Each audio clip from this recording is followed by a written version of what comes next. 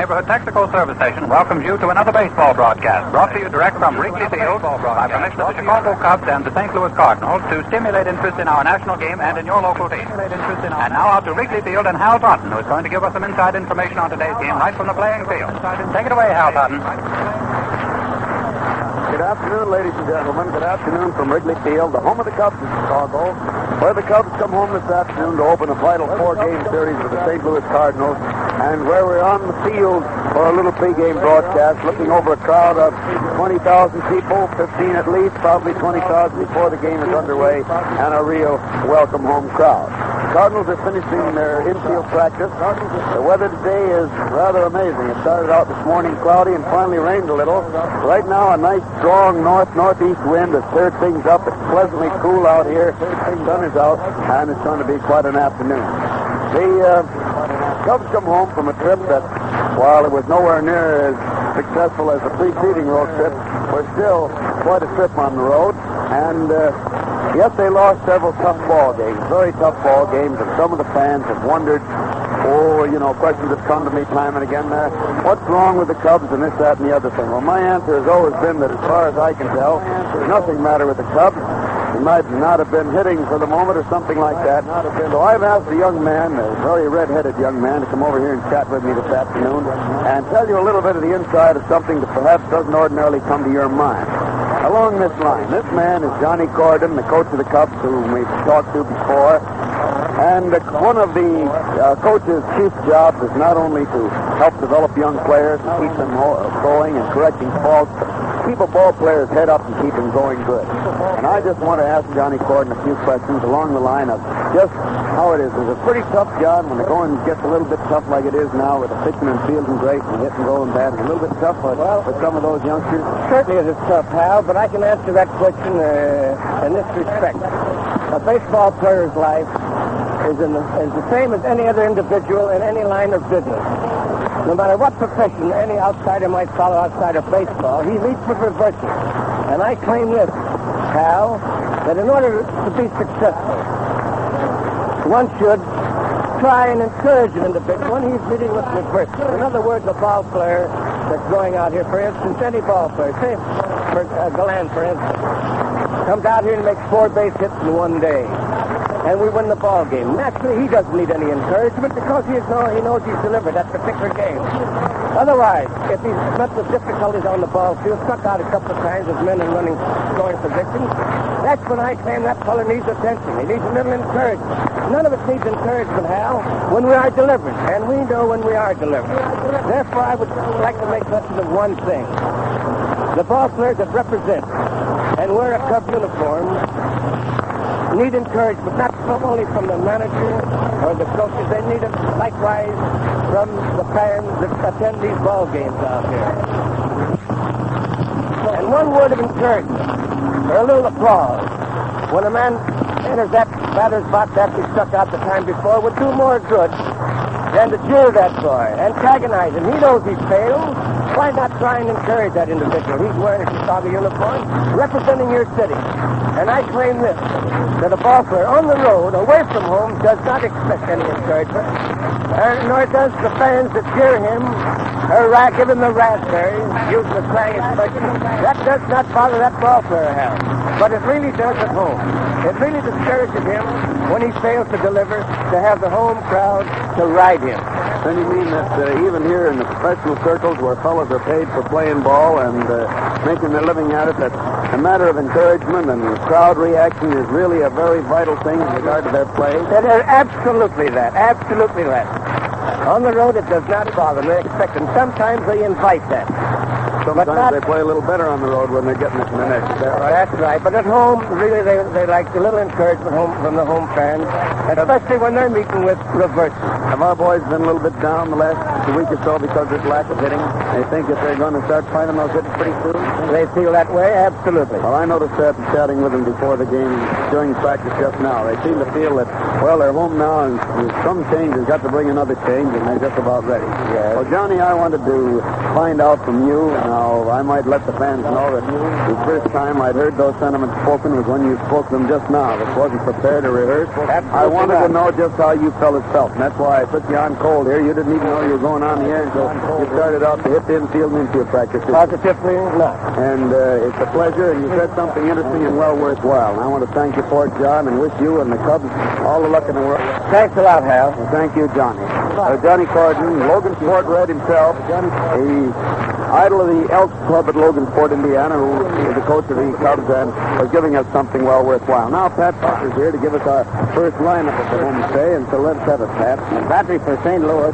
Batting order, Moore center, Frisch second, J. Martin right, Metric left, Mize first, Davis cut, DeRocha short, Garibaldi third, and Winford pitcher.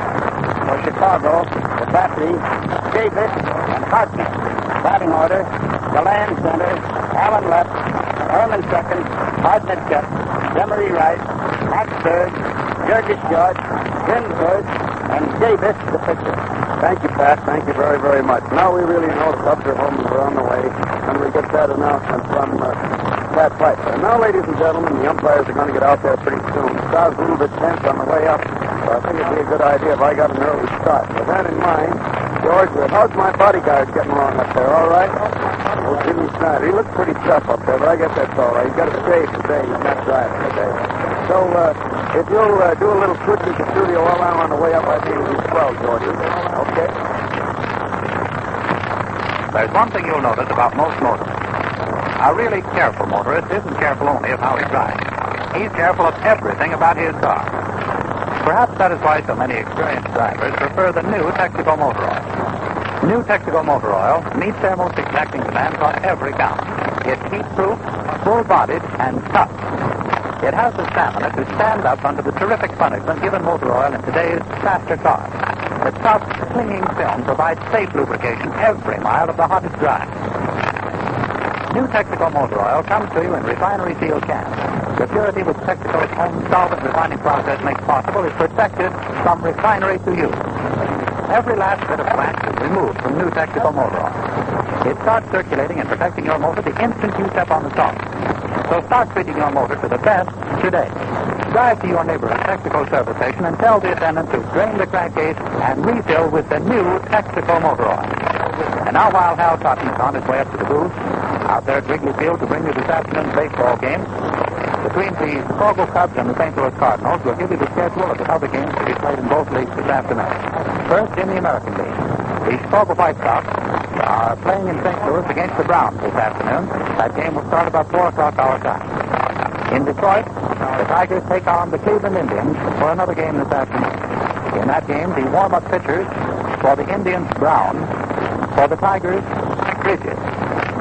In Boston, the Red Sox take on the league-leading New York Yankees. The batteries, Ruffing and Dickey for the Yanks. For the Red Sox, Grove and Rick Farrell.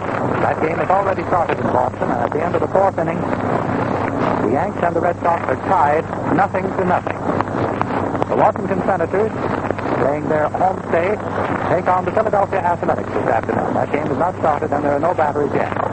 Now for the National League. At Wrigley Field, the Chicago Cubs take on the St. Louis Cardinals in a 4-game series, and to repeat for you the batteries just given you by Pat Piper and Hal Cotton, Winford and Davis, the batteries for the Cards, the Cubs using Davis and Hartnett.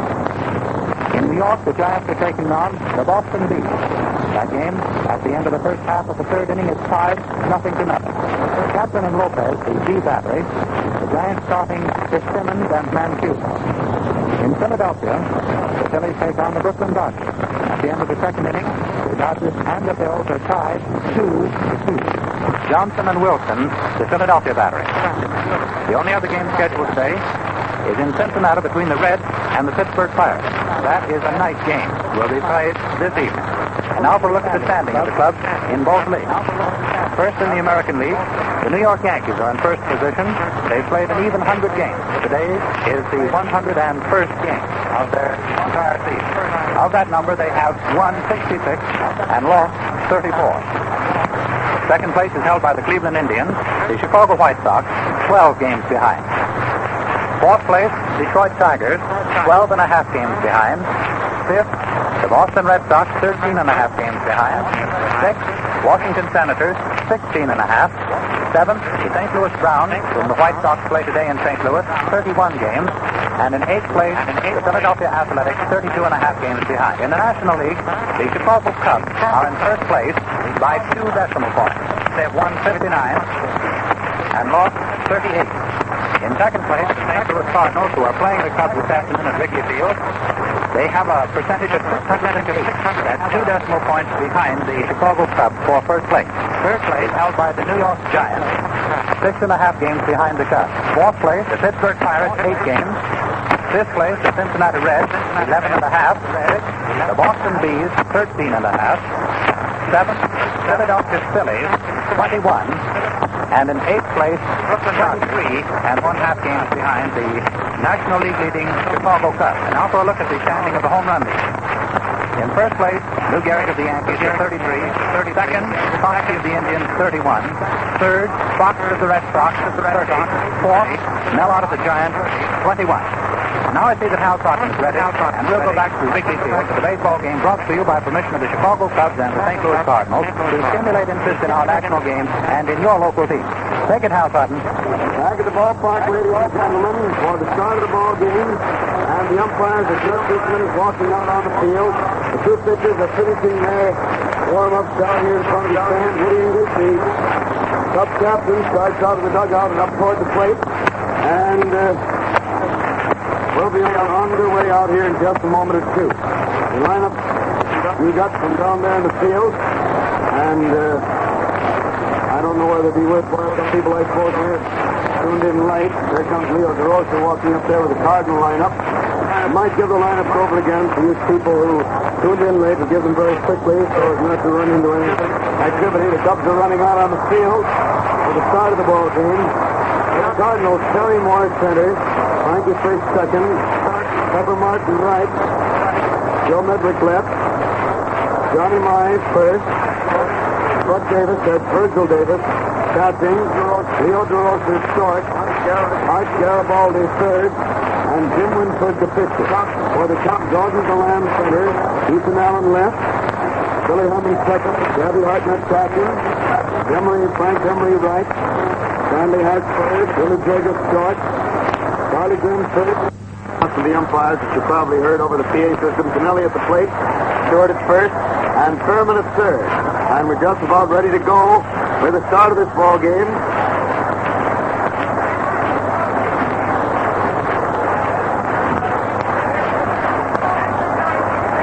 With Terry Moore, a right-handed hitter, up there at the plate to start the first inning. Davis winds up, throws, and Moore takes a fast strike over the heart of the plate about waist high. 1 strike on Moore.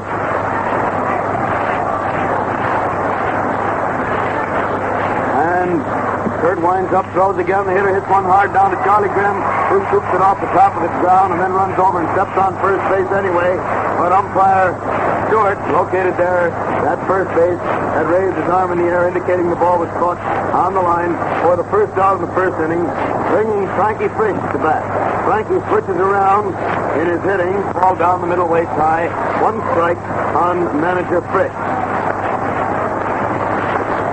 Davis again winds up, throws. Frank gets the curveball wide for ball 1, so it's 1 ball and 1 strike on Frisch.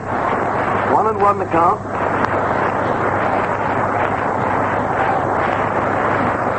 Davis throws once more for the second ball. It's wide across the waist, and the count is 2 balls and 1 strike on Frankie Fish. 2-1.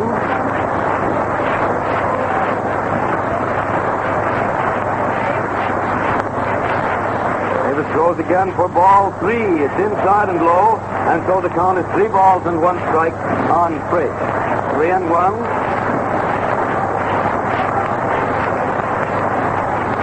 Takes that easy wind-up, pitches once more, and ball 4 comes in pretty wide to give Frisch a base on ball. Puts him on first base with 1 out in the first inning, and Pepper Martin. Good old Pep up there at the plate. There's your boyfriend up there, Jim. Jimmy Snyder, that auto racing fella, is up here in the booth with us. We were down having a chat with Pepper Martin, who's a big midget owner himself. Davis throws the first one to Martin, and it's inside across the chest for ball 1. Pep, that's right-handed, of course. man, Kurt, waits there for the next sign from Hartnett. Swings around as he gets it. Takes a look at first base. Then throws, and the hitter swings in a high bounder. Billy Herman's racing far to his left. Gets it, throws to second, and the runner there is out for the second out. Billy went a long ways over to his left to get that high bounder and threw to Jurgis at second base to force Frisch for the second out, leaving Martin on first base with 2 outs in the first inning. And Joe Medwick, the Cardinal left fielder and a great hitter up there at the plate. Joe is also a right-handed batsman. Among other things, he hit a ball into the right field bleachers against the wind and batting right-handed before the ball game today. Batting practice. Davis watches the man at first and pitches, and Joe hits the ball in right field, but Demery's going back fast and makes the catch for the third out. And so it's no runs, no hits, 1 man left on base in the first half of the first inning of this opening game of the big series with the Cardinals. And the score is 0-0 as the Cubs come to bat in the last half of the first inning with a somewhat juggled lineup from that we've seen here. Poor old Pat starting to do a little paging of people here. Fort Dodge, Iowa, huh? Well, the out-of-town people are getting paid in the ballpark. There are a lot of people from out of town here. We were stopped downstairs by several of them from all over the Middle West who come in here to see this, including a lot of people who came up from St. Louis. They just couldn't wait to see those Cardinals get home. I hope they go out when they get home. The Cards have had a good finish to their road trip. The two clubs were just the opposite on the road. The Cubs started off winning and then ended up on the short end, whereas the Cardinals started off losing and ended up winning pretty well on the road. Both of them came close to splitting even on the trip. And here is Augie Galanis back to his old leadoff position. He's a left-handed hitter against right-handed pitching, and that's the way he's batting against Jim Winford, a great, big, rangy fellow. And throws, and the hitter bunts the ball down toward first base. Pitcher goes over to get it and throws the ball to Mize, who started in and then backs up to take the throw. And it's a perfect sacrifice by Allen. Play going from Winford to Mize for the first out of the first inning, putting Galan on second base and bringing Billy Herman to that. Billy Herman, the Cub second baseman of the right-handed hitter.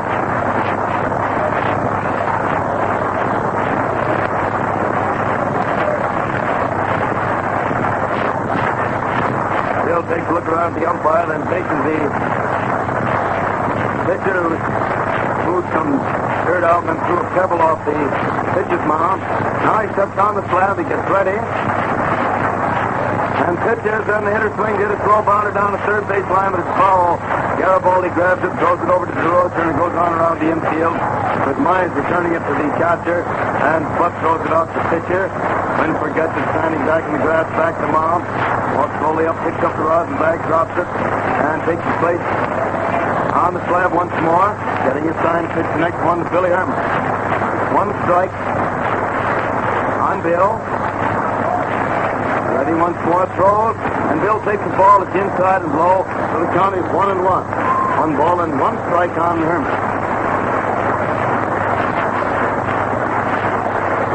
These two teams are really battling it out for the league lead now. Whichever one wins is in first place tonight. So Winford's ready once more, throws, and the hitter swings it, a slow bounder into the infield. Winford comes in, takes it on the first hop, throws the first, and Herman is out easily for the second out of the first inning, moving Galan to third base. So it's 2 out in the first inning for the Cubs. Galan is on third base, and Gabby Hartnett is at bat. Gabby gets quite a greeting from the fans as he steps up there to the plate.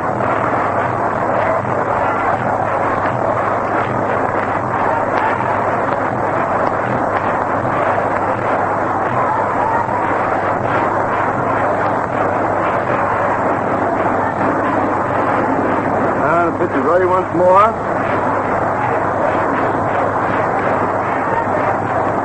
Waits as Hartnett stays set there. Winford takes quite a while getting his sign. Finally, he starts his windup. Pitches, and it's a strike over the inside corner about knee high, and Gabby comes back and points that ball was a foot inside the plate. He draws his bat along They're inside the batter's box. He's telling umpire Finelli that he thinks he gave him a bad decision on that. Dave just stands there looking away, and Bud Davis reaches down and dusts off his shoes where Gabby put dust over it by straightening his bat there. Finally, Gabby goes back. He's still talking a little bit long distance to Finelli. In the meantime, Davis has walked out to talk to pitcher, and finally Babe goes back to tell Gabby a few things. And they stand there face to face with Gabby getting very, very red in the neck department while he tells Babe what he thought about that one. One thing about Leo, though, you've noticed that the umpires usually take what Gabby has to say. They figure that if he thinks he has a squawk, he'll squawk. He got over those days when he used to holler about everything. And also, he does it in such a way that while he puts on something of a show against the umpire, at the same time, what he says doesn't get him very mad. Gabby stepped out of the box, but he's back up there again with a count of 1 strike. Winford takes his usual long time, but finally winds up, throws, and Gabby swings it a long fly, but it's into the wind out in left center, and Mendrick's waiting for it. He has it, and it's 3 out. High fly into the wind into left center. Without that strong wind from the north-northeast, that ball would have been way, way over that wall. But as it was, the wind held it back, as it was holding all the balls back in batting practice for both clubs and blowing them all around. So it's no runs, no hits, 1 man left on base in the last half of the first inning, and the score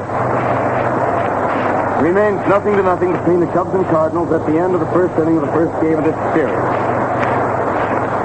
Stop and think of the hundreds of miles that you drive your car every month. That faithful motor under the hood is doing its best to give you carefree driving. You can really help things along by just a little thoughtfulness. Give that hard-working motor the benefit of complete modern motor lubrication.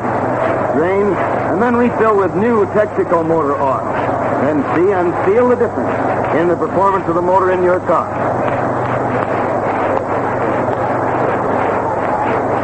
That goes for midgets too, Jim.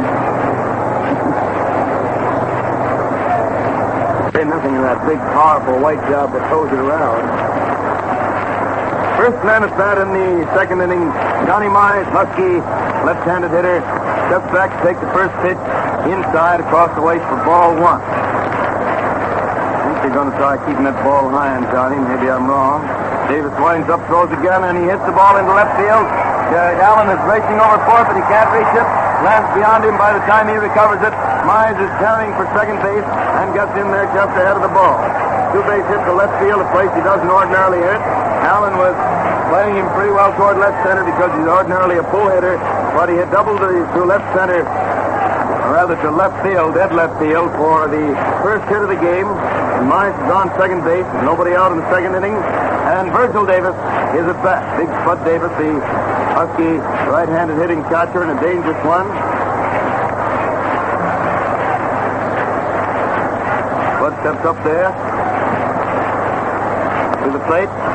And Kurt Davis is getting ready to pitch the first one to him. Looks back at second base.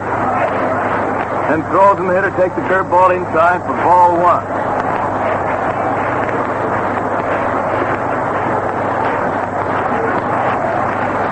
1 ball call, but you're ready again. Pitches, and the hitter started to swing, stopped 3/4 the way through, but it was a strike. Caught the inside corner up around the shoulders. He was around pretty far on it anyway. So it's 1-1. Davis steps out. Let's query the umpire on that decision. Finally steps back up the plate. Without further ado. And the pitch is ready once more. Looks back at second base. Then pitches, and the hitter swings and misses a high pass ball for strike 2. And it's 1 ball and 2 strikes on Davis. 1-2 is the count.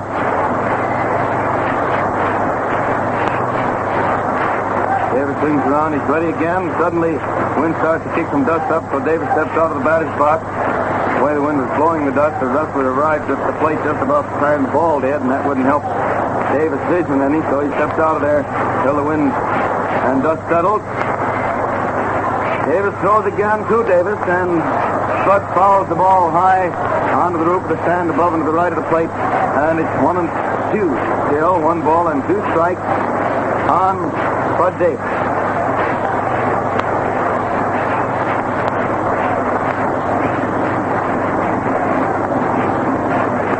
Bird has the time once more, keeps an eye on the runner, but pitches, and it's a curve ball wide for the second ball, making it 2 balls and 2 strikes.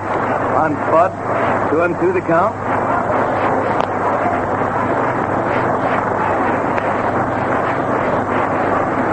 1-2.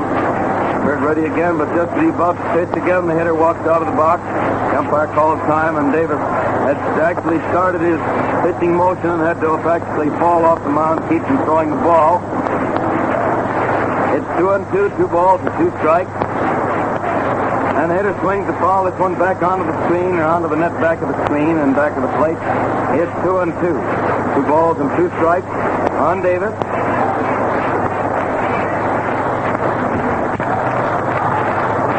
As he's trying again, throws, and Bird fouls this one way back into the lower deck, to the right of the plate, back under the second deck, and it's still 2-2.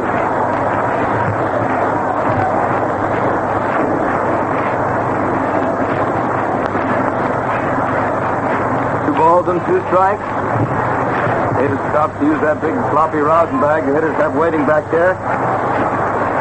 Eyes his hands, then steps up the plate once more.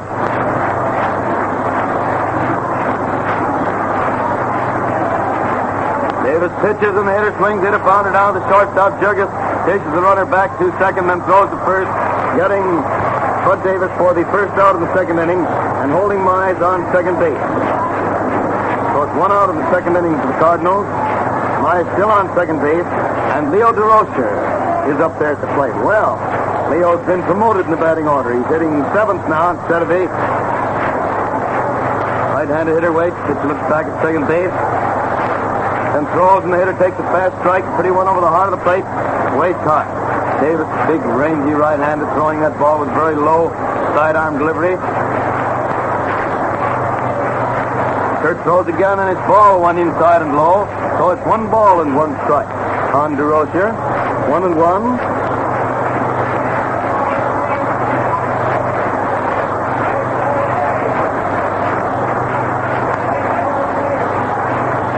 Pitcher seems set, still watching second base, but throws, and the hitter hits the ball into left field for a good base hit. Allen comes in fast, grabs it, and throwing the ball to the plate, and the runner turns around and goes back to third base. Boy, that was fast fielding. Allen came in, grabbed that ball, and with the same motion whipped it toward the plate, and the coach, Mike Gonzalez, waved Mize back to third base, because that throw would have had him. Cardinals have runners on first and third, 1 out in the second inning. And Garibaldi is at bat. Art Garibaldi is a rather small fellow, rather stockily built, although slim above the waist. But he hits the ball with a lot of power. And Frankie Fish was telling me before the game he's been hitting the ball pretty hard lately. He came up some weeks ago from the Cardinals' new chain club out there in the Pacific Coast, Sacramento. He throws now, and the hitter takes the curve ball wide for ball 1. 1 ball called. Charlie Root has started to warm up out of the left field bullpen for the Cubs. Case Davis really experiences a bad inning, because until the Cubs get to hitting again where they can overcome the lead, they've got to nurse the pitching along. They've been getting great pitching. They've got to nurse it along very carefully. Davis throws it fast to first base. DeRocher was back there. Billy Herman is playing a little bit toward second base and in. Jurgis playing a pretty deep shortstop.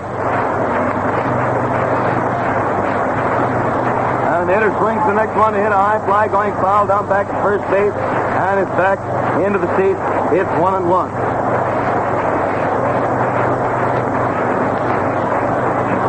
One ball and 1 strike.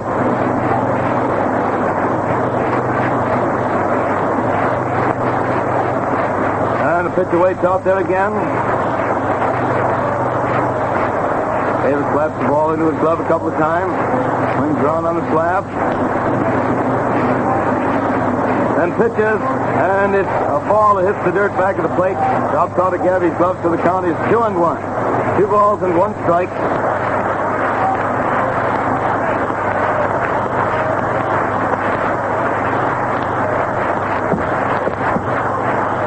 Davis takes quite a while getting his sign again. Finally seems ready. And pitches. Garibaldi swings and it's a high fastball outside for strike two. And it's 2 balls and 2 strikes. On Art, 2-2 the count.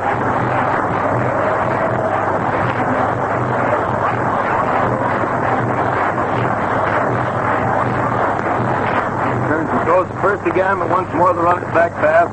Davis doing his share of holding that runner on base. Again, the pitcher throws the first. But the runner's back ahead of the throw, so Grim returns to Kirk. And as he steps on the rubber, he finds Garibaldi out of the batter's box. He's up there again. Davis ready. He throws once more. Again, the runner's on the go. The hitter swings and misses. And they trap the runner between second and third. First, and Billy Hammond throws the ball to the plate and trying to get live, trying to score. Tried to work that run home. Garibaldi struck out. DeRocher started for second.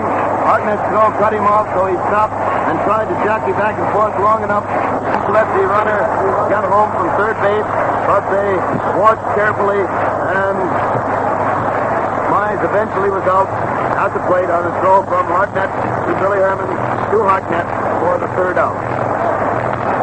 And it's no runs, 2 hits, 1 man left on base in the first half of the second inning. The score remaining 0-0 between the White Sox. I got the White Sox still on the air, George. We've had them on the air for the last 2 weeks, so I got to get used to keep putting the Cubs back on the wireless here.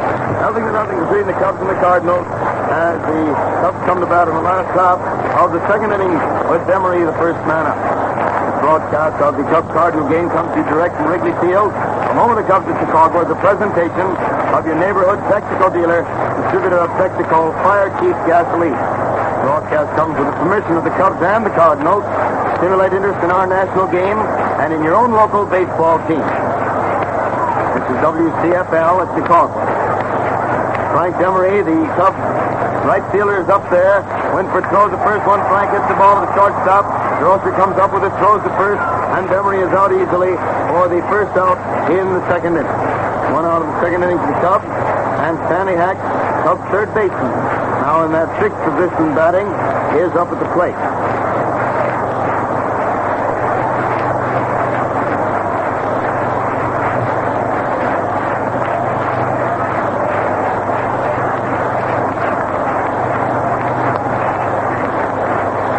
Winford has the sign, winds up and throws the first one, and Stan, left-handed hitter, lets it go by.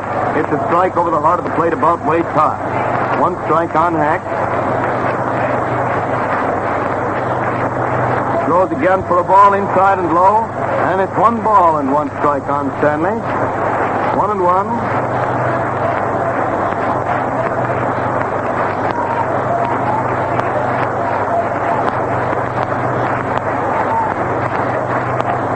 Winding up, throws again, and there comes the second strike. Just barely caught the outside corner, knee high, breaking away from the hitter. And naturally, the catcher's glove was way low and wide when he caught it, but that ball came over the outside corner about even with the knee. And it's 1 ball and 2 strikes. Throws again, and it's inside and low for ball 2. Making it 2 balls and 2 strikes on Stanley Hack.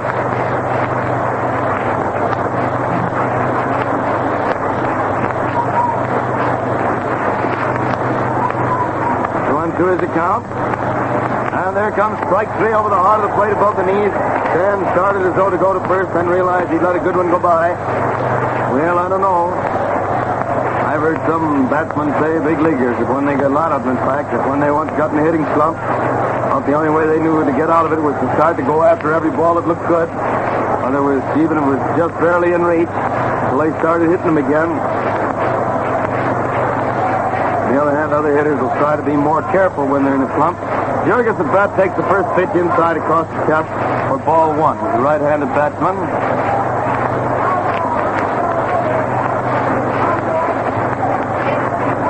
Winds up again, throws, and the hitter hits a hard smash, and it turns off Frankie Frick's knees, and Bill is saved at first base. The Cubs' first hit of the game, the hard smash, and one that's very, very hard to handle.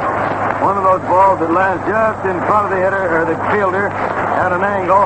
He's going over to it, and if he doesn't field it just exactly right, or guess where it's going to bounce just right, why, is going to go for a base hit. That ball hit and didn't come up. Bounded low and hit Frank in the knees and bounded out into center field. So Jurgis is on first base with 2 outs. And Charlie Grimm is at bat. Winford looked at first base and throws over there, but Jurgis was back fast. You know the Cubs are going to play for that 1 run, and Jurgis is liable to try to go down. There he goes, and the pitch is wide. Davis gets the ball, throws it out there, and the runner is out at second base on a very good throw from Davis to DeRocher. Jurgis out stealing, Davis to DeRocher for the 3rd out, making it no run, 1 hit in the 2nd inning for the Cubs. And at the end of the 2nd inning, Cubs and Cardinals are tied 0-0.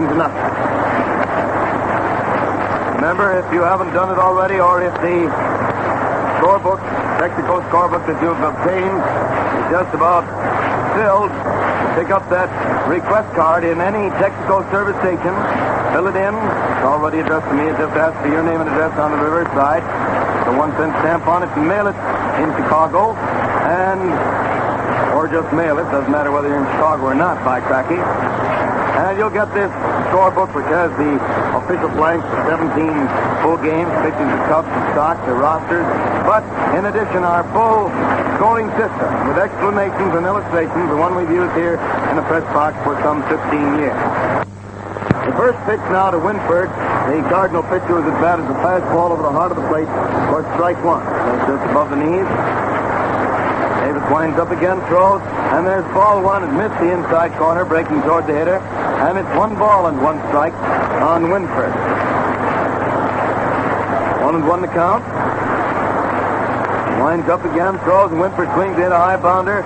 Jurgis gets it on the second hop, throws to first, and Jim is out for the 1st out in the 3rd inning. 1 out of the 3rd inning for the Cardinals.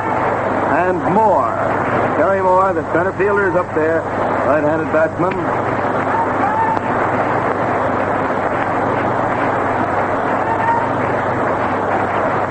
Starts to wind up now, throws, and it's a high one inside for ball 1. 1 ball called on Terry Moore.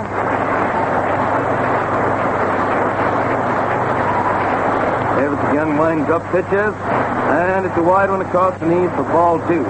Making it 2-0, 2 balls and no strikes.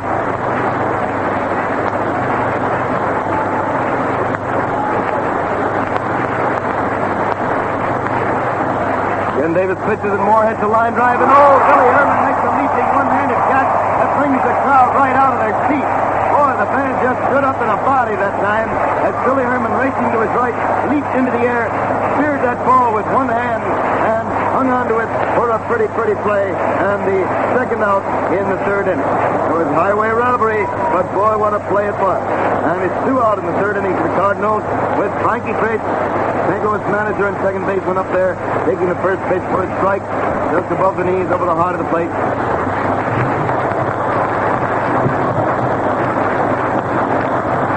There comes a wide one for ball 1, making 1-1 on Trace.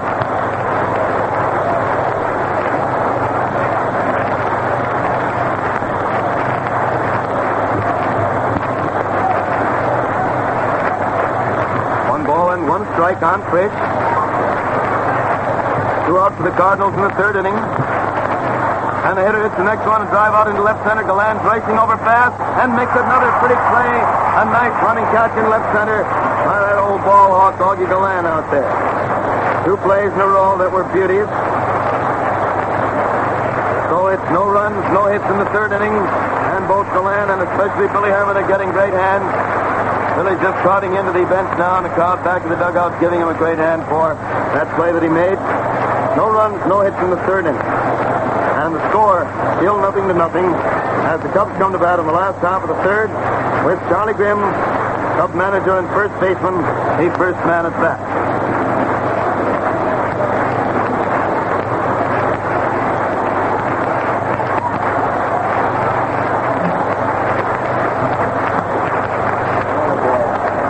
Look at the water boy. The last of the Rickers just going over to get a glass of water for old man Tootin. You come in here and sing Water Boy next, I suppose.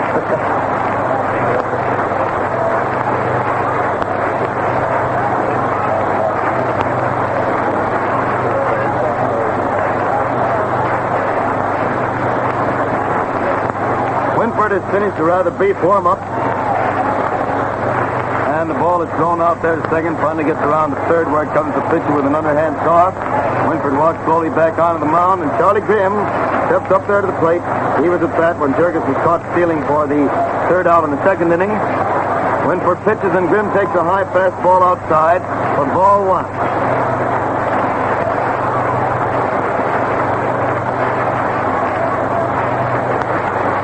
It's the next first pitch, a high fly out into left center. He's center fielder, and he comes in to make the catch easily for the first out in the third inning. One out in the third inning for the Cubs, and Kurt Davis is at bat.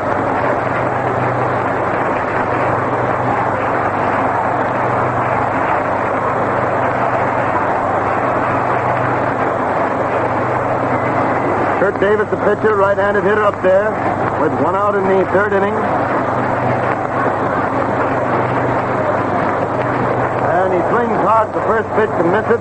Landed right down on his knees, and it's strike one.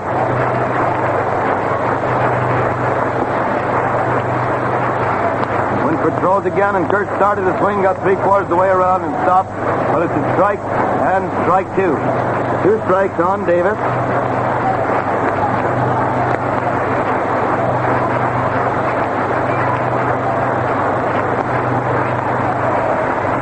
The pitcher has the sign, throws, and Kurt swings, hits the ball hard down to the third baseman. Garibaldi scoops it up on a short hop, throws the first, and it's two out in the third inning. The ball went right straight at Garibaldi, and it's two out in the third inning for the Cubs. We have the leadoff man, Augie Galland, up there at the plate once more.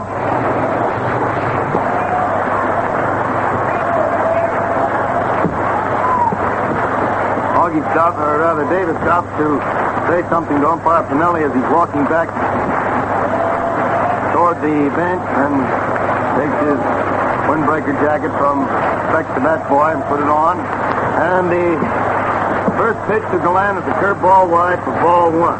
Augie walks to open the Cubs' first inning. Got as far as third base. Swings the next hit, a high fly out toward first base. Mize is circling under it as the wind blows it. And makes the catch just out back of first base, there by about 2 feet for the third out.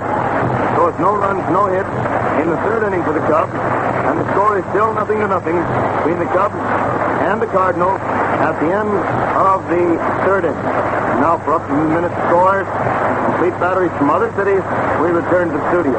In the American League, the Chicago White Sox game in St. Louis for the Browns has not yet started. In Detroit, the Tigers are playing the Cleveland Indians at the end of the second inning. They're tied 0-0. Brown and Becker, the Indian battery, the Tigers using Bridges and Hayward. In Boston, the New York Yankees lead the Red Sox at the end of the seventh inning 2-1. Russing and Dickey, the Yankee battery, Grove and Rick Farrell working for the Red Sox. In Washington, the Philadelphia Athletics lead the Senators at the end of the first half of the first inning 1-0. Rhodes and Hayes, the Athletic battery, the Senators using Weaver and Millis to start with Sable catching in the first. In the National League in New York, the Giants lead the Boston Bees at the end of the sixth inning 2-0. Chaplin and Lopez working for the Bees, the Giants, Fitzsimmons and Mancuso. In Philadelphia, the Brooklyn Dodgers and the Phillies are tied at the end of the fifth inning 2-2. Baker and Phelps, the opening battery for the Dodgers, Clark pitching in the first, Johnson and Wilson starting for the Phillies with Bowman on the mound in the fourth. And now back to Wrigley Field and Hal Tutton. Take it, Hal. Back at the ballpark for the fourth inning, ladies and gentlemen. Trevor Martin, the first man at bat for St. Louis, hit a long fly out to deep right center where Frank Demery caught it for the first out. Now Medrick at bat, Davis pitches, and Joe takes a fast strike over the heart of the plate about waist high. One strike on Medrick. Bat for St. Louis, hit a long fly out to deep right center where Frank Demery caught it for the first out. Now Medrick at bat, Davis pitches, and Joe takes a fast strike over the heart of the plate about waist high. One strike on Medwick. Kurt is winding up again. Pitches, and Joe swings a high fly down the right field line. Demery tearing across, curving foul low, and it's well back in the seat when it lands down at the end of the right field stand for strike two. Two strikes on Medwick. Running that ball out because it started fair, but not only had a natural slice on it like that drive of yours, George, but but also had the wind blowing it in that direction. Or was that my drive? That's it. No. Howard Davis eliminated that from mine. I don't know what you got. Oh, I see. 2 strikes to count, but she throws the next one, and it's ball 1. It missed the inside corner a little below the weight, making it 1 ball and 2 strikes on Medwick. 1 and 2. Davis throws again, and Medwick swings a high fly to right field. Demery is ranging over to his left easily and makes the catch for the second out. So it's 2 out of the 4th inning for the Cards. And Johnny Mize, the powerful left-handed hitting first baseman of the Cardinals, steps up there to the plate. Mize at bat. Lines up, throws the first one, and John takes it inside across the chest for ball 1. 1 ball called.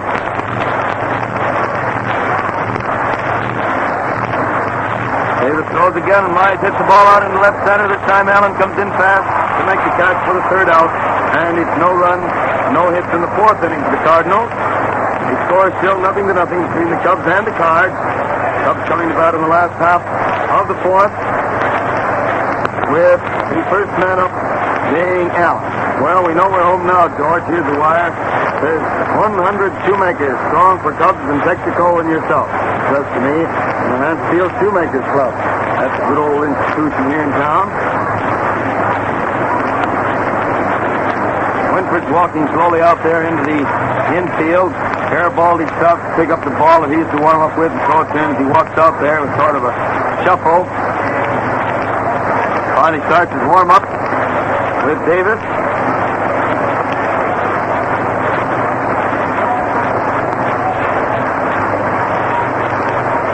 Ethan Allen stands out there to the left of the plate waiting his turn at bat.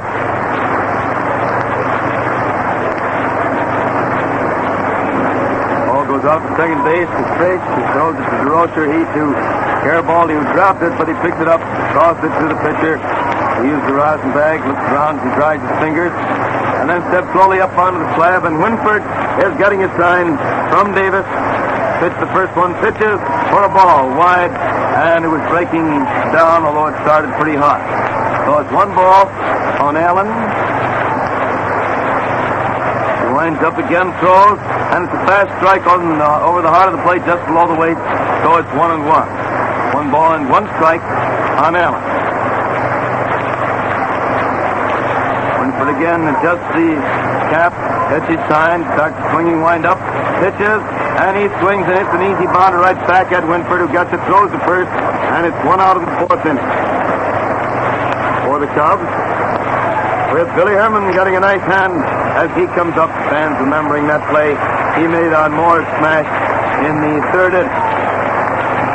Score 0-0 with 1 out of the 4th inning for the Cubs, and Billy Herman at bat. Billy hits the first pitch out in the left field for a good clean base hit. Looping single to left by Herman. Edrick gets it, throws it back in. And Billy's on first base. It's 1 out of the 4th inning. And Gabby Hartnett is at bat. Hartnett up there at the plate.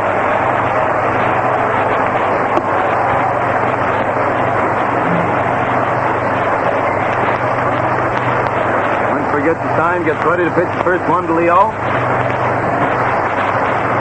And throws, and he takes a strike over the heart of the plate just above the knee. 1 strike on Hartnett.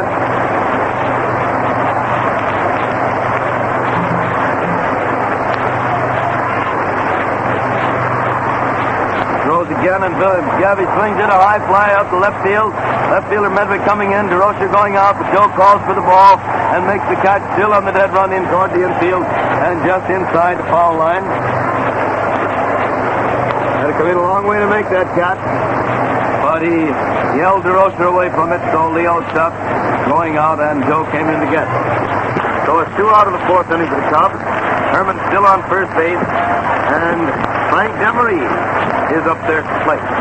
Demery at bat.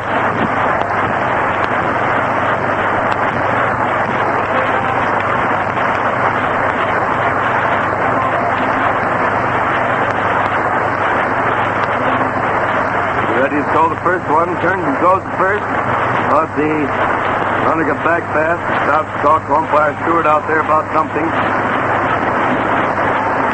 Bill takes his lead again. It's a throws and it's a strike over the inside corner across the chest. And it's one strike on Demmer.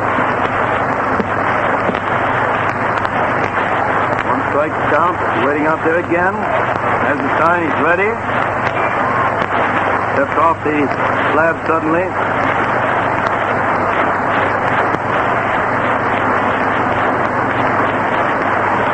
Turns around, walks back on it again.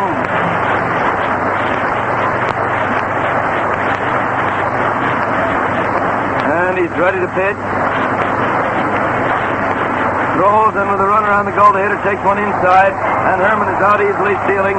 He throw going from Davis to Priest, who had the ball before the runner got there and then blocked him completely off the base, so he didn't have a chance of getting in. And it's no runs, one hit in the fourth inning for the Cubs.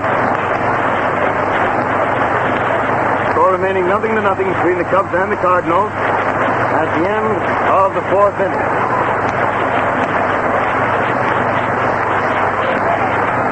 If you haven't tried Marfac lubrication on your car, you've never ridden in a really smooth-running, quiet automobile.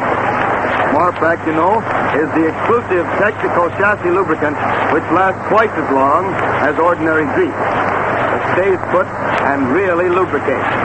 Drive to your Texaco service station, say Marfac, then find out for yourself what smooth riding is.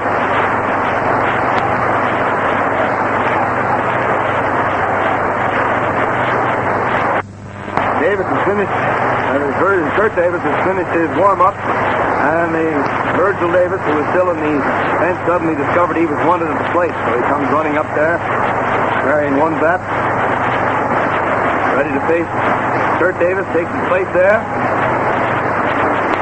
Davis now gets his sign, starts his wind-up, and throws, and the hitter swings, hits the ball hard. Herman is out there and manages to leap into the air to tag the ball, but it goes on through into right field for a base hit. Billy was playing very peculiarly that time. He was way back in the grass and actually over to his left, not over towards second, but away from it. And he raced over farther into the grass, leaped in the air, and managed to tag that ball, but couldn't quite get it. So Davis is on first base. Nobody out in the fifth inning for the Cards. DeRocher, the Cardinal captain and shortstop, is at bat.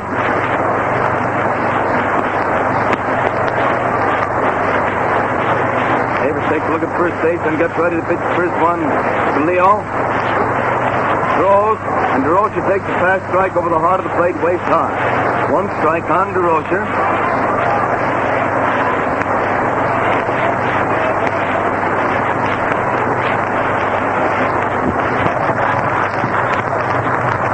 Throws again, and it's a curveball wide and low for ball one. The count is 1 ball and 1 strike on Leo. Suddenly comes off the left plate to dig up some dry dirt. Wipe his hands and wrists dry. Walks back up to the plate again.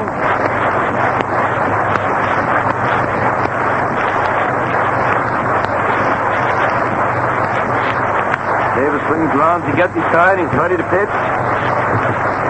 Pitches, and it's a wide one. They thought they saw a hit and run or steal sign on there, apparently. He had to be called for a pitch out. The runner dashed back to first base. The count is now 2-1 on DeRocher. 2 balls and 1 strike.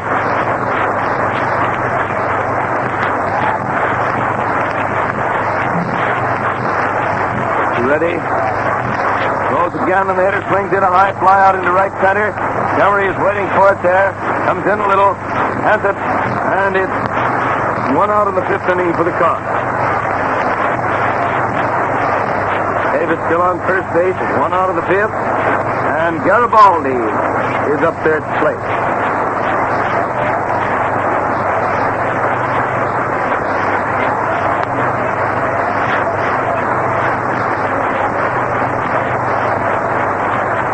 Davis throws the first one, and Art takes the first strike. It's over the inside corner about knee high. 1 strike on Garibaldi. Third has his sign again. He's ready. Pitches, and the hitter takes the curveball inside for ball 1. So the count is 1 ball and 1 strike on Garibaldi. 1-1.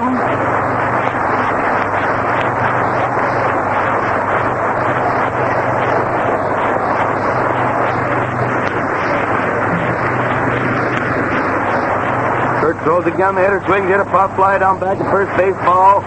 Grimm is following it over there and makes the catch for the second out.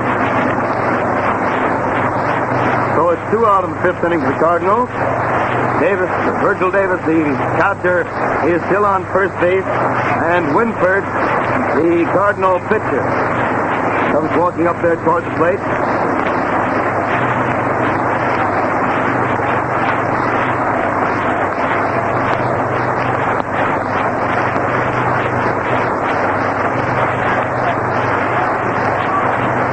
Swings around the slab, gets ready to pitch the first one to Winford.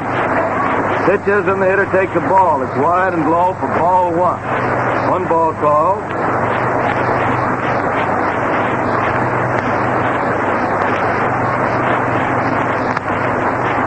Davis throws again for a strike over the heart of the plate, waist high, and it's 1-1. 1 ball and 1 strike on Winford.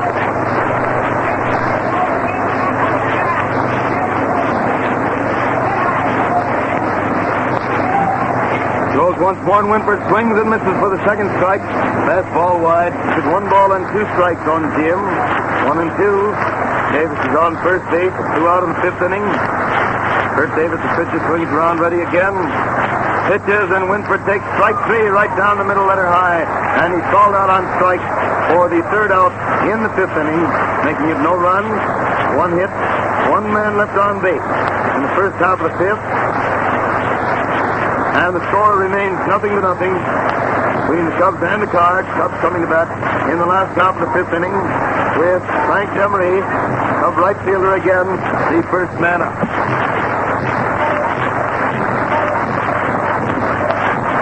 I get quite a chuckle about some things that happened out there on the field before the game. It seems that Pepper Martin and Johnny Mize use exactly the same bats, except that, of course, at the factory, they have their own names put on them. And yet, while Mize likes to use Martin's bat, that is, Martin is the name with Pep's names on, Pep just won't use those with Mize's name on. Except, as I said before, they're the same bat. So today, Medwick walked up with a brand new Johnny Mize bat. He sneaked it out of the pile in front of the bench and handed it to Martin, and Mize discovered it just as Pep stepped up there to the plate. And he started ribbing him about, well, you wouldn't use it in the game, and now you're going to break a brand new one in batting practice. And Pepper hit 2 or 3 good ones with him, but Mize kept ribbing him, and he kept turning around saying, I'll make him so mad he'll make 4 or 5 hits today. That seems to be the way those fellows work. Just get base hits and win games, no matter who gets the hits and who wins, just so it's the Cardinals. First pitch to Demery is inside across the waist for ball 1. Winford throws again. Frank hits a long, high fly into the wind in the left field. Wind's holding it up and throwing it toward the foul line. And Medwick comes over fast, but can't reach it, and lands back in the front row of boxes, way down beyond the Cub bullpen. And it's 1 strike on Demery. Frank was all the way around to second base when that ball finally landed. Because when it started, it was very much fair, but it had a curve on it, and in addition, the wind blowing in from the northeast was curving it toward that foul line.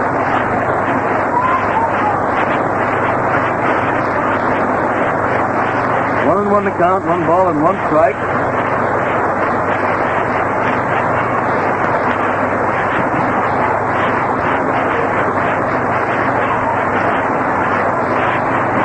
Now the pitcher throws the next one. Frank hits it on the ground out to DeRosa, who gets it easily over toward second base. Throws to first. Mize has to make a one-handed stab of the ball. He manages to hang on to first base with his toe spike and makes the play for the first out in the 5th inning. 1 out of the 5th inning for the Cubs. And Stanley Hack, the Cubs' third baseman, steps up there to the plate. Hack at bat.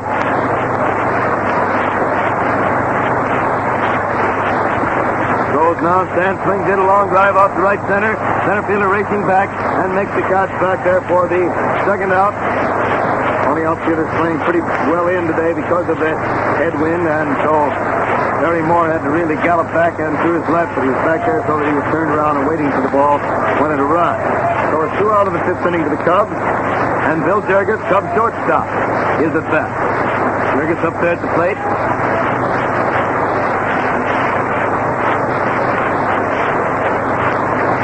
Throws the first one, and Bill takes the curveball wide for ball 1. 1 ball call. Winford has to sign again, winding up. Throws, still hits the ball hard out in the left center for a base hit.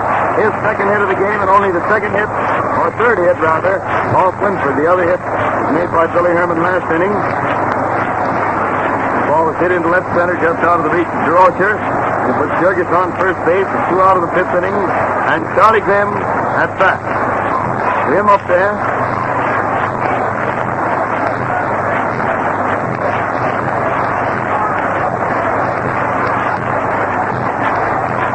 Back at first base and throws, and Grimm fouls this ball back onto the net back of the plate for strike 1. 1 strike is the count.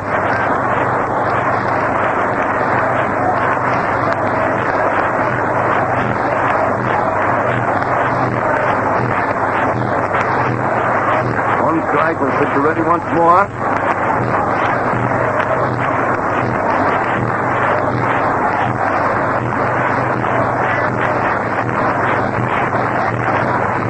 Throws the first, knowing very well that Jurgis tried to steal last time after he had already thrown the first to try to hold him there.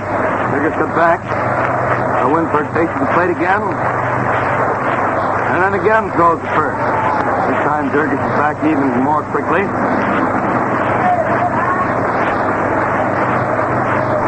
Winford throws now, and Grimm swings in a high fly in left field. Left fielder coming in, calling for the ball, but DeRocher goes back and calls for it also, so Medwick stops up, calls to Leo to make the catch, and he goes back into short left field again for the third out, making it no runs, 1 hit, 1 man left on base in the last half of the 5th inning, and at the end of the 5th inning, the Cubs and Cardinals are tied, 0-0. Now again, for just a moment, we return to the studio. Don't overlook this opportunity of getting your own personal copy of the 1936 Texaco Baseball Scorebook. Hal Totten has made it possible for you, too, to be able to record every game play-by-play. It's great fun. Weeks after a game is played, you can go back and read your own play-by-play record of the game. The scoring system is explained in detail, and there are blank score pages for plenty of games. In addition, from day to day during these broadcasts, Hal Totten will amplify the instructions over the air as the plays develop. The 1936 Texaco Baseball Scorebook also contains a wealth of other interesting baseball data. Rosters of both teams, together with pictures, averages, ages, and nicknames of the players. All Major League schedules are complete in the book. And it's easy to get your copy. All you have to do is go to any Texaco service station and ask for a request card. Sign your name and address on the card, stamp it, and drop it in the mail. Remember, the 1936 Texaco Baseball Scorebook is free. Just ask for a request card, write your name and address on it, and drop it in the mail. The cards are already addressed to Hal Totten. Make it a point to send in your request today. And now back to Wrigley Field for the continuation of the baseball game, brought to you by permission of the Chicago Cubs and the St. Louis Cardinals to stimulate interest in our national game and in your local team.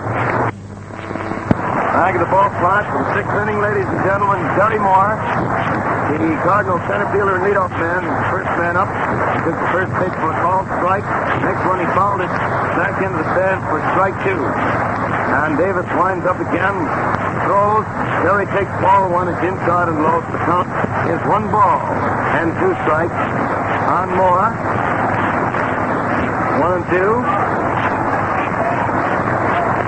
Kirk throws again, and Moore swings it, a pop fly coming down foul, back of the plate. Hartnett's coming back under it and has it for the first out in the 6th inning. 1 out in the 6th inning for the Cardinals. And Frankie Fate, Cardinal manager and second baseman, steps up there to the plate.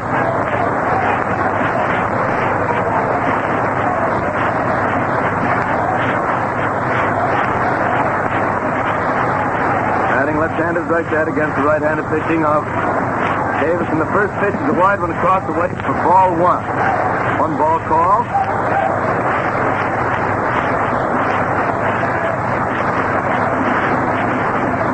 Ready again, winds up. Throws and the hitter swings, hit a ball hard in the center field. Galan's racing across fast, gets it, and it's 2 out in the 6th inning. Line drive to center. Galan got a good jump on the ball and came over to make the catch look easy, although he traveled a long way. And it's 2 out in the 6th inning for the Cards with Pepper Martin, Cardinal right fielder. Good old Pep up there. I think we can get him one of those midgets tomorrow night out there, Riverview, Jim. He wants to. He'll be there, but they'll have to try to keep him out of it, I think. Martin swings the first pitch, hit a long wallop, deep left center. Galant's way back in front of the bleachers. Has it, and it's 3 out. The ball was very well hit, but also was right into the wind. And the ball hit into the wind that way today isn't going to have much luck.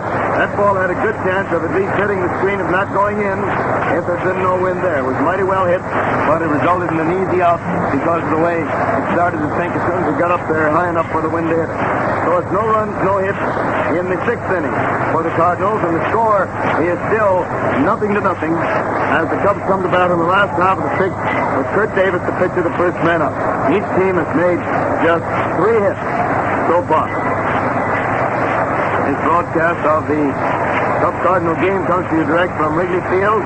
Over the Cubs of Chicago as a presentation of your neighborhood Texaco dealer, distributor of Texaco Fire Chief Gasoline. The broadcast comes with the permission of the Cubs and the Cardinals to stimulate interest in our national games and in your own local baseball team. That's the WCFL at Chicago.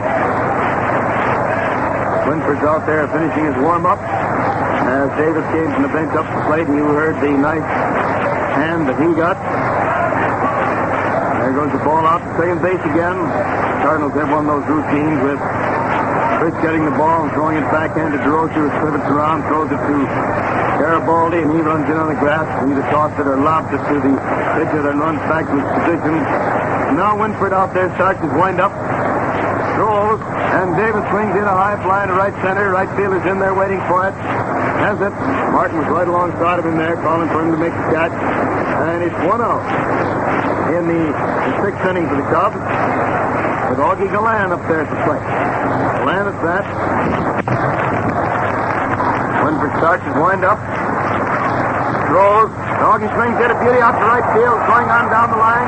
All is fielded fast by Martin. Gallant makes the turn, but Martin's quick throw and a good one into second base would have had him, so he turns and goes back to first. A good single to right field, but very well fielded by Martin, and well thrown into second base to hold Gallant at first. So Augie's on first base with 1 out of the 6th inning for the Cubs, and Ethan Allen, the Cubs left fielder, is at bat.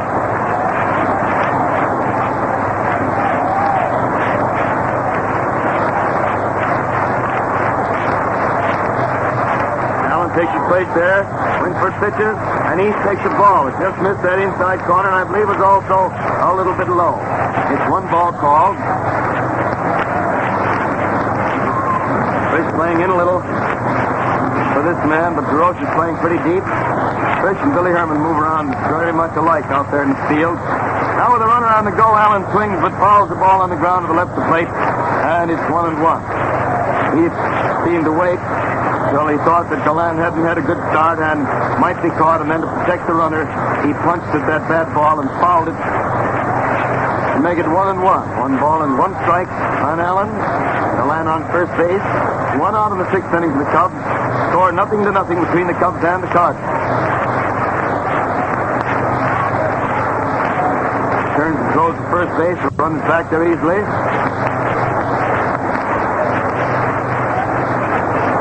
But he again pitches, and Allen swings in a high fly to right center. Ball is curving back toward Martin, who is waiting for it, makes the catch. So to stagger around there for a minute, step back, step forward, step back, and then leap forward and make the catch. And it's 2 out.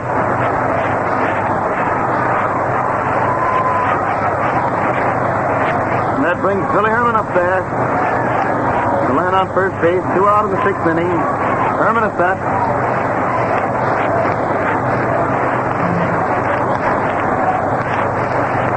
Ground, gets ready. Back to the runner, then pitches.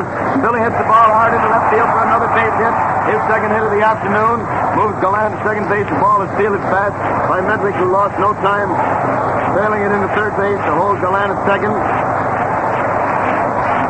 And the Cubs have runners on first and second. 2 out in the 6th inning. And Gabby Hartnett at bat. Hartnett up there at the plate.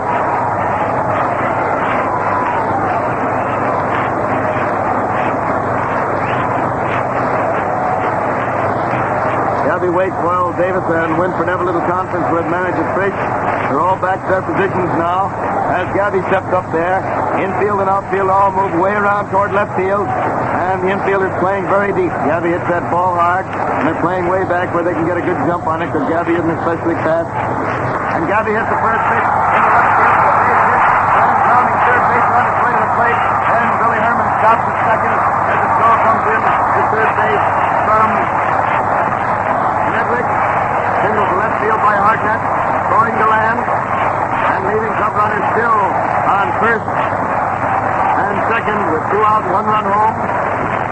That's the first run of the game, and the Cubs are now leading the Cardinals by a score of 1-0. And Frank Demery is at bat.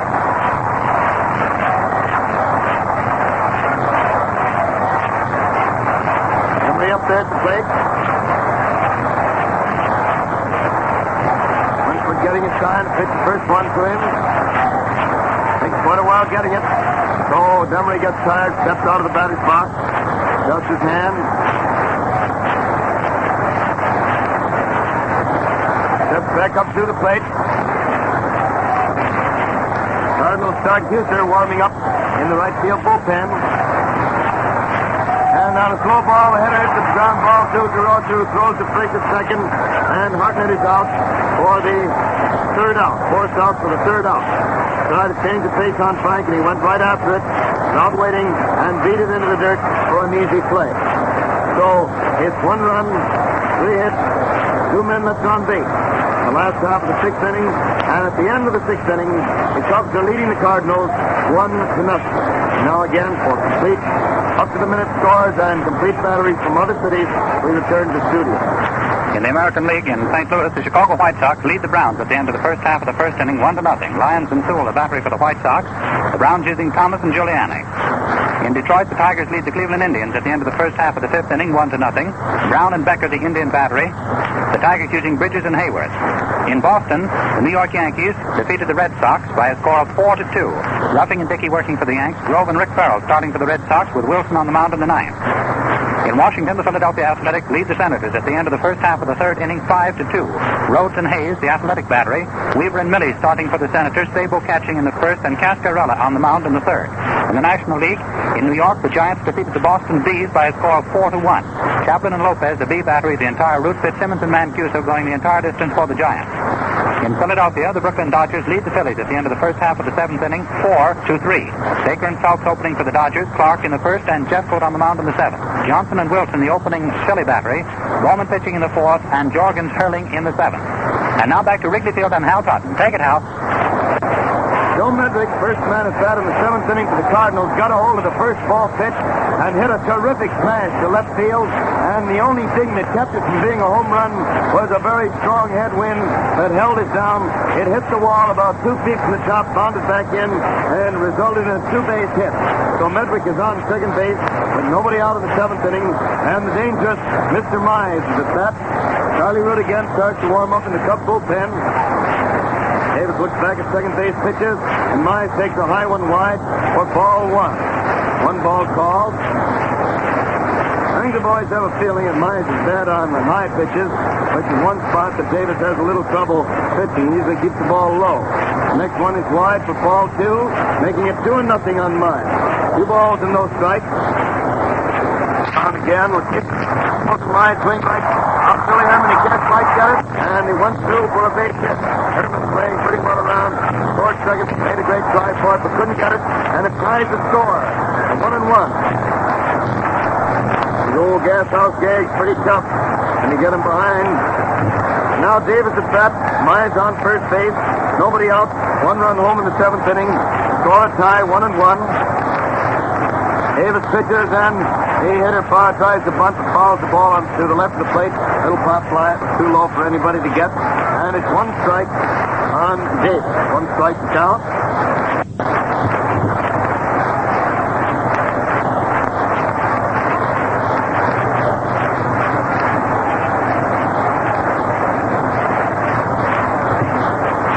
Davis ready again. They're still expecting the bunt.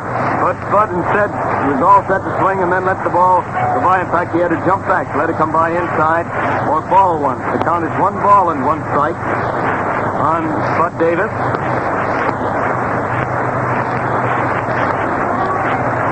1-1 the count. Spud was all set again to swing, but let the pitch go by wide for ball 2. And it runs the count to 2 balls and 1 strike on Davis. 2-1.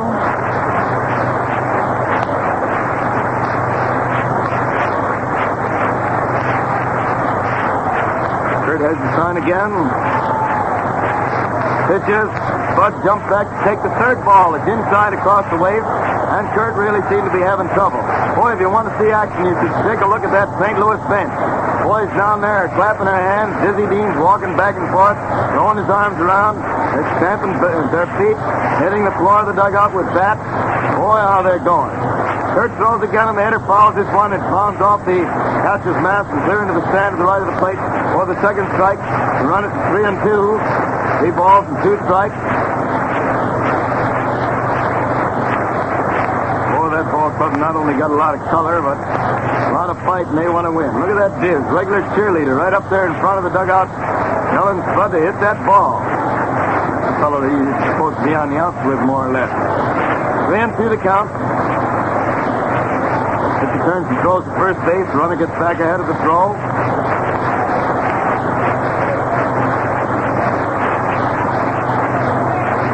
Now Davis again throws to first, and the runner slides back this time as Grim grabs the ball, puts it on him, but there's no play, so puts the ball, sends it back to pitcher. Davis pitches, the runner's on the go. The hitter fouls the ball back onto the net back of the plate, and it's still 3 balls and 2 strikes on Davis. Still 3-2.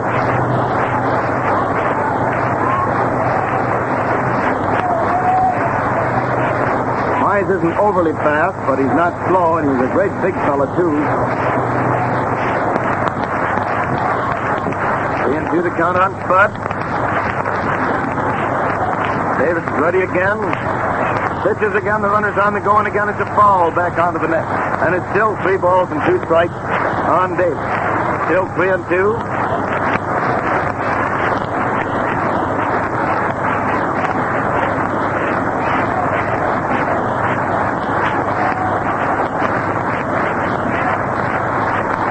Davis taking quite a while, seems set again. And he pitches, and Davis fouls another one. High back onto the net this trip. So it's 3-2 still on Spud, with Mize again taking that walk back to first base. Cardinals have tied the score in the 7th inning, have 1 run home. Still have Mize on first base, nobody out. Score tie 1-1.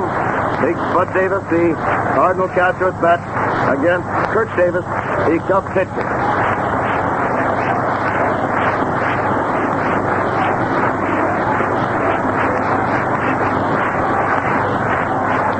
Kurt finally swings around again. He's ready, he pitches, and the hitter swings and misses, striking out, and this time Mize didn't try to run.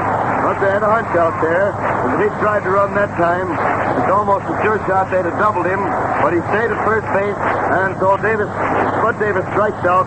It's 1 out in the 7th inning for the Cards. Mize still on first base, 1 run home, and Leo DeRocher, Cardinal captain and shortstop, is at bat. Leo swings, hits the ball hard into left field for another base hit. Allen fields the ball carefully, throws it over to second base when he sees Mize stopping there, and it chased him back in a hurry. Billy Irvin actually though he might try hitting ball tricks, but Mize was looking around at him, so he threw the ball back to pitcher, and that's the 3rd hit of the inning. The Cardinals have runners on first and second with 1 out, 1 run home in the 7th, and Garibaldi is at bat. Suddenly time is called. And somebody's going to bat for Garibaldi. Charlie Gelbert is going down to warm up and go back in to play third base. Somebody coming up there. The bat in place is Garibaldi.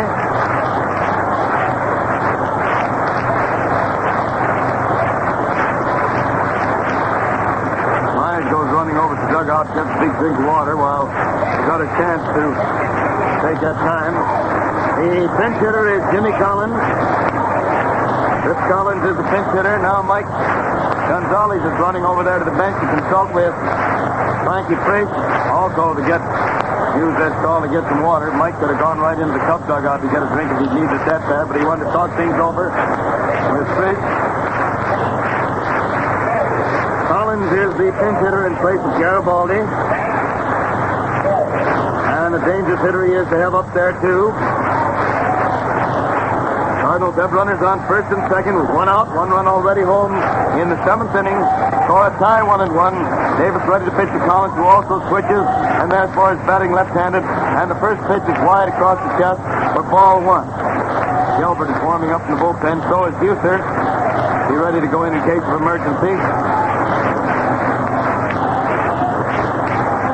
Davis throws the next one to another bad ball, very wide. So Hartnett walks out alongside the plate for returning it to the pitcher.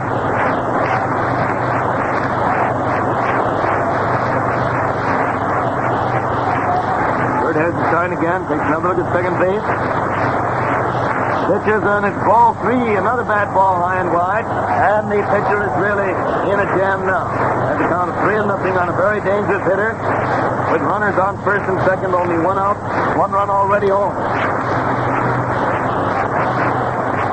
Davis gets out of this jam without serious damage. He's going to have to do some of the greatest pitching he's ever done right now. Bird is ready once more. Throws, and it's a strike over the heart of the plate, waist high.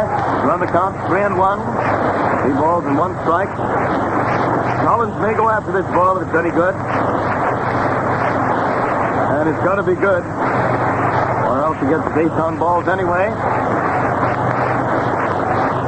He throws, and Collins swings it a long foul away down the right field line, back into the seat, and it's still 3-2. He gets the ball very wide, so Hartnett walks out alongside of the plate for returning it to the pitcher.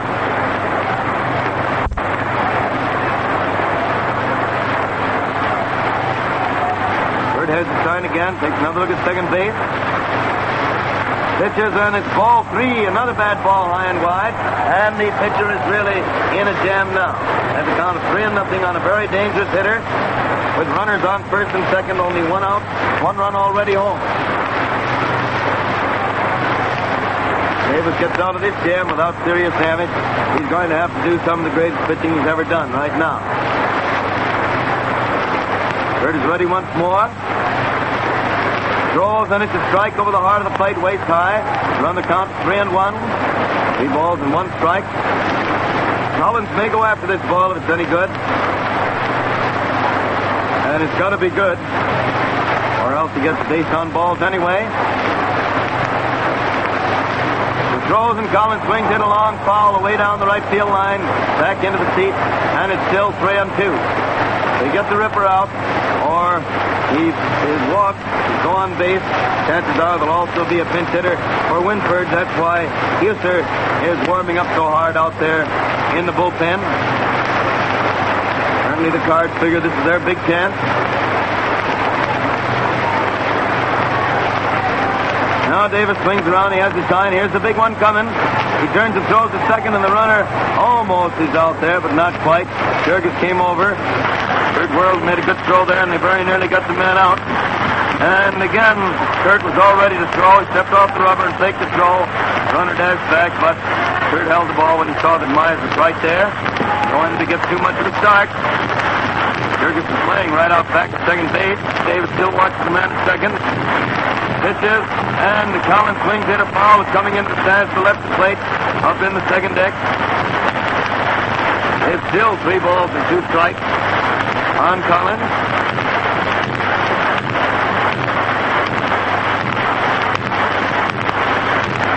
Gabby's out there talking to Davis out in front of the mound. The 2 of them turn and go back their positions.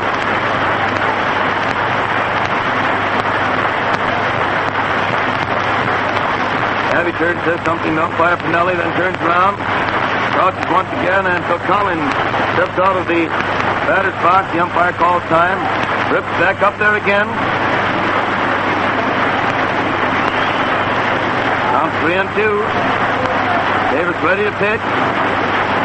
Pitches, and Collins takes strike 3. Right down the middle, and he didn't go after it. Down the middle about knee high, and he takes the 3rd strike for the 2nd out. That makes it 2 out in the 7th inning for the Cardinals. Now Charlie Grimm's over there in the mound to talk to Davis. As the new man walks up there to the plate, he hits Ogrodowski. Rudy Ogrodowski, the catcher, is going to bat in place of Winford. He's a right-handed batsman.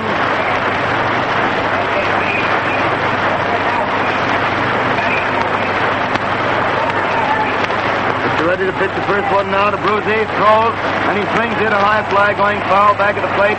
Hartnett starts back. The wind catches it, carries it back, and it lands on the net and sticks up there, up above the box seat.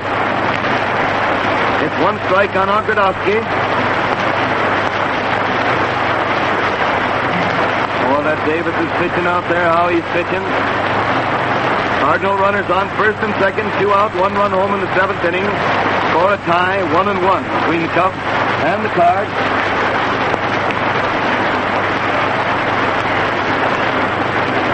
Watching second throws, and the hitter swings and misses a curveball inside for strike 2. 2 strikes on Ogrodowski. 2 strikes to count.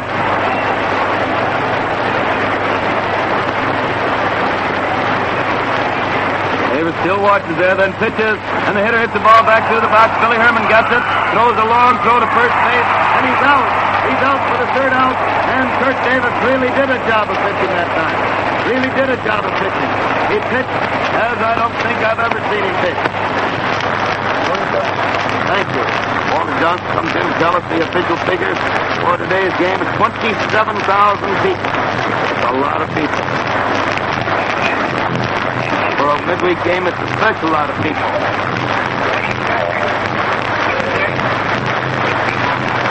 There's the announcement of what we announced a minute ago. Gilbert playing third, Houston pitching. Start the last half of the 7th inning. Broadcast of the Cub-Cardinal game comes to you direct from the ballpark as a presentation of your neighborhood Texaco dealer, and with the permission of the Cubs and the Cardinals to stimulate interest in our national game and in your own local baseball team. WCFL at Chicago. Houston throws the first one to Stanley Hack. He's the first man at bat in the 7th inning, and Stan takes the curveball wide for ball 1. Wind turns up some dust, steps out of the box, time is called, but he's back up there to plate again.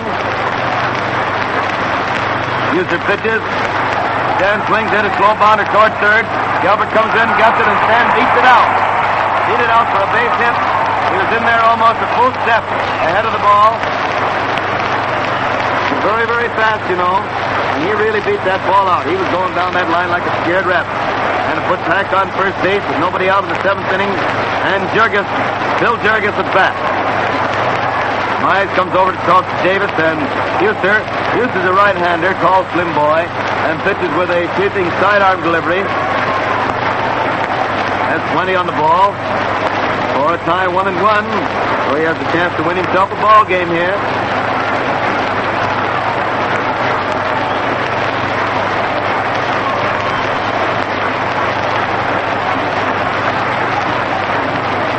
Houston around the rubber again. They're expecting Jurgis to bunt, and he does. He bunts the ball out there. Pitcher comes over, gets it, throws to Frisch, covering first, and Jurgis is out on the sacrifice for the first out of the 7th inning. Hack going to second base.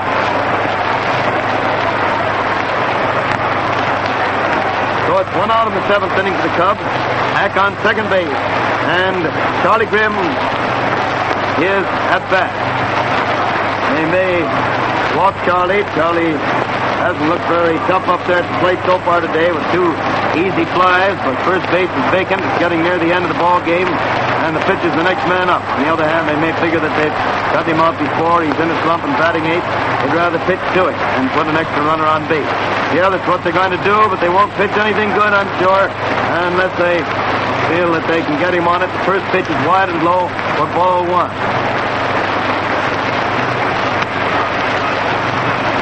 World to throw to second. Hack goes back. There's nobody going over to cover. Dan takes the lead again. Pitcher ready. Looks back at second once more. Throws. He hits one foul down the left field line. Oh, that ball was just outside the foul line. Put to the right, that would have been inside. And a very, very dangerous base hit at a spot like this. Charlie hit the ball good.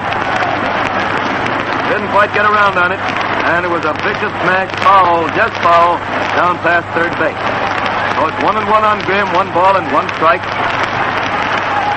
Watch the second, throws again, and Charlie swings in a long fly out to left center. Center fielder's back there, though, makes the catch, and it's 2 out. He throws the ball hard into DeRocher. He deflects it over to Gilbert. There's nobody covering third, but Davis dashes down there. And so Hack stays at second base. The ball was well hit. The line smashed out to left center, but there's another ball that was made easy to handle by that strong wind blowing in. So it's 2 out in the 7th inning, and Kurt Davis, the Cubs pitcher, is at bat. Kurt comes walking out of the dugout up toward the plate. Crowd gives him a hand as he walks out there. A chance to possibly win his own good ball game right here.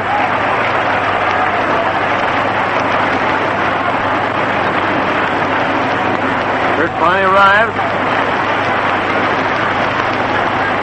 at the plate.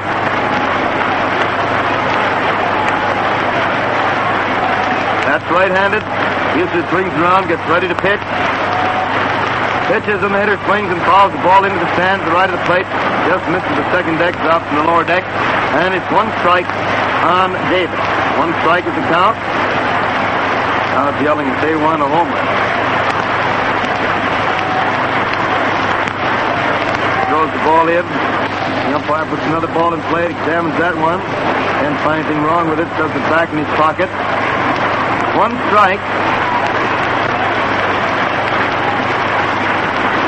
Throws again, and the hitter fouls the ball back onto the net. Now it goes into the second deck. Misses the net above and to the right of the plate. Bounds on down. The fellow in the front row grabs it. It's 2 strikes on Kurt Davis.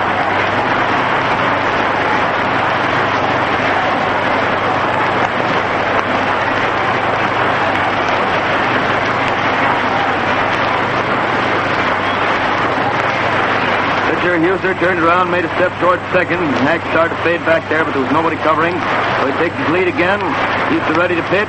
Pitches, and the hitter swings, stops his swing, but the umpire calls it strike 3. And Galan goes up there, and the umpire calls time. And apparently decides it's a ball. The umpire out on the field, correcting him. And now DeRosa's going over to umpire Stewart. It looks to me as though the hitter really did stop up on his swing. Umpire Pinelli naturally watching where the ball come over the plate. Couldn't notice the swing all the way. And when there was a complaint, he flashed the signal to the umpire out at second base. And umpire Stewart indicated that it was a ball, not a strike.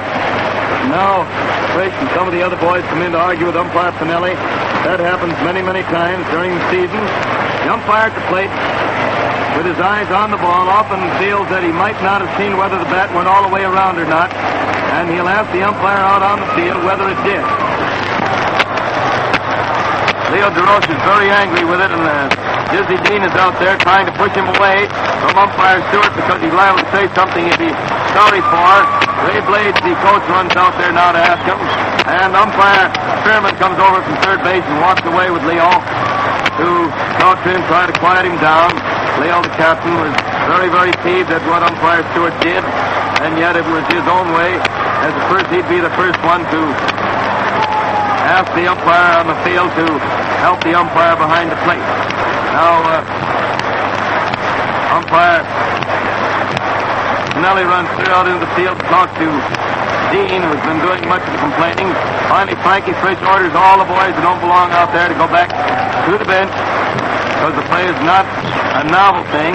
DeRosa's still popping off, but umpire Spearman goes over there and tells him, "Oh, go back there and take your position. You'll be out of there in a minute if you don't look out." Umpire Stewart still standing there taking it. It runs the count to 1-2.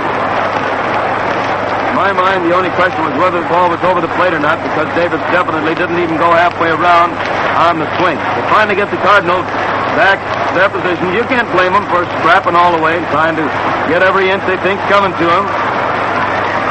But after all, they're in this pennant race, too. If they win today, they're in first place, fighting for everything they can get. Now Davis takes ball 2 and missed the outside corner across the knees, and it's 2 balls and 2 strikes on Kirk.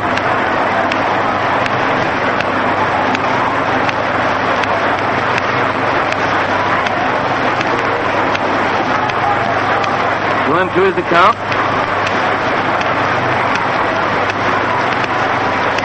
Houston ready again, throws, and Davis gets the third ball wide, and it's 3 balls and 2 strikes on Davis. 3-2 the count.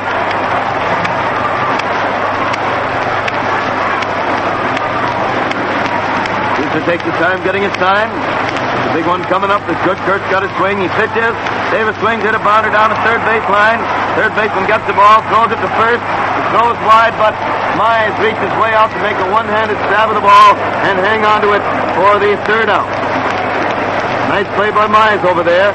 So it's no runs, one hit, one man left on base in the last half of the seventh inning, and the score is still a tie, 1-1, between the Cubs and the Cardinals at the end of the seventh inning. Somebody else being paid out there in the PA system. Well, they got to keep track of everybody, I guess. People who drive all day on business invariably stop at the fire chief pump. They found out by using this emergency-type gasoline that there's less gear shifting in traffic, faster acceleration at the traffic lights, and that saves time, and more mileage per gallon means dollars saved. Fill up today with Fire Chief and enjoy these advantages, too.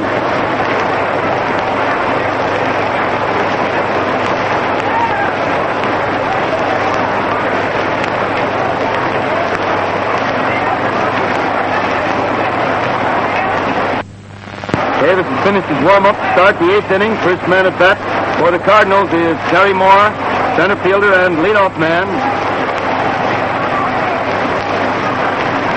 Terry steps up there to the plate.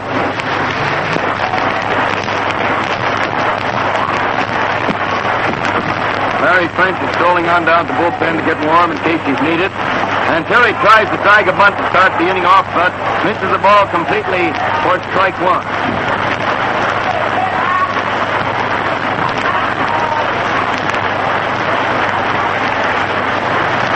Strike count.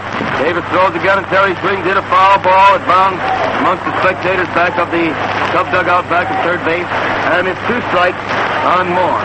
2 strikes to count.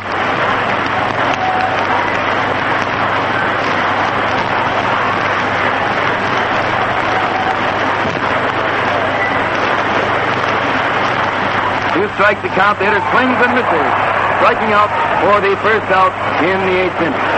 1 out in the eighth inning for the Cardinals, and Frisch is at bat.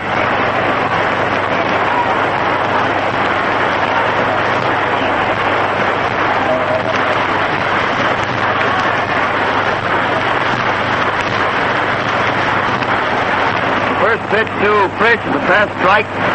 He lets it go by for strike one. Davis winding up again. Throws and the hitter swings in a high bounder. Kurt can't reach it. It's a slow one. Jurgis comes across fast, scoops it up, throws to first, but the runner beats it out for a base hit. He stayed at first base, but Jurgis made a beautiful try on that ball. It was a bounder that was just too high for Davis to leap up and grab. And Jurgis, tearing across behind Davis, scooped it up with his bare hand, made a underhand fast throw to first base, and an accurate one, but couldn't quite get the runner, and he's safe on a fast play for a base hit. Putting him on first base with 1 out in the eighth inning. And Pepper Martin at bat. Davis looks at first base, throws, and Pep gets a strike over the outside corner, wastes time. 1 strike on Martin.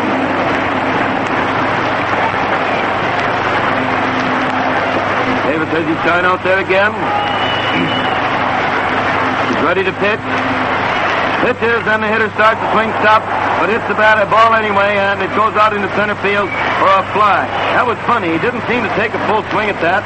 He got around about halfway on it, and then wanted to miss the ball, let it go by, but he'd followed it so well he met it squarely, and it still went out into center field for a fly ball and a fly out for the second out in the eighth inning. So it's 2 out in the eighth inning. Boy, if he can hit a ball that hard, only half trying, think what if he had met that ball square with all his power. Medwick up at bat. Medwick up there at the plate for the Cardinals. Davis watches first base, then throws. Joe swings, hit a foul up against the right edge of the screen for strike one. Bounds on down into the field. It's 1 strike on Medwick. Root and French both keeping warm for the Cubs. Case of emergency here. Have a right-hander and a left-hander ready to go in. Davis steps on the slab again. To first base. Pitches, and it's a ball. It's inside across the chest, and it's 1 ball and 1 strike on Medwick. 1-1.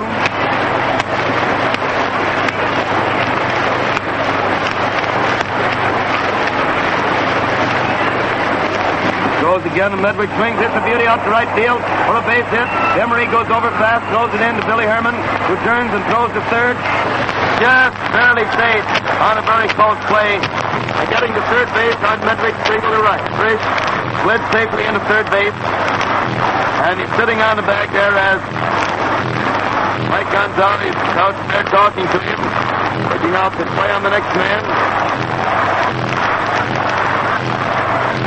Pepper dangerous Cardinals causing more trouble. Runners on first and third. 2 out in the 8th inning. And now Charlie Grimm calls a conference of all the infielders and the catcher at the pitcher's mound as the Husky dangerous Johnny Mize comes to bat.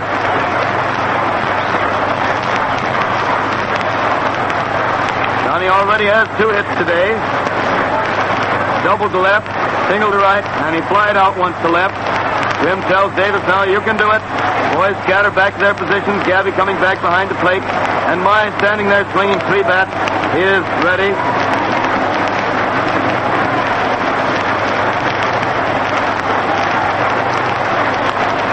Steps up to the plate. Davis there getting his sign.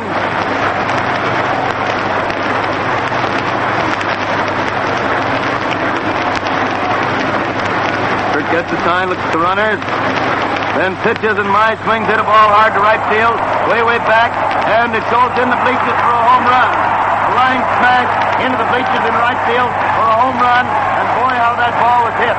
Didn't go very high, didn't go higher than the last row of the bleachers, all the way out there, and just went over the top of the fence and into the stands, and Medwick waits for him at the plate, grabs his hand as he comes across the plate, and then DeRocher grabs his hand also, and then kicks Medwick in the back of his lap as he comes walking there, because Joe had also come up there, and that gives the Cardinals a 3-run lead. Cubs still have the idea that this fella's a high ball hitter, and that's one thing that Davis does not pitch well. Now Davis at bat hits the first pitch, but it's a foul way down the right field line and into the seats for strike 1. Well, the Cardinals are leading now, 4-1 in the 8th inning. Mr. Mize is quite a hitter up there at that plate. His 3rd hit of the afternoon, a single, a double, and a home run for him. He drove in those 3 runs. Just looks as though this fellow might get out of there. Davis throws again, and Bud Davis falls to the ground, let a high ball go by inside for ball 1.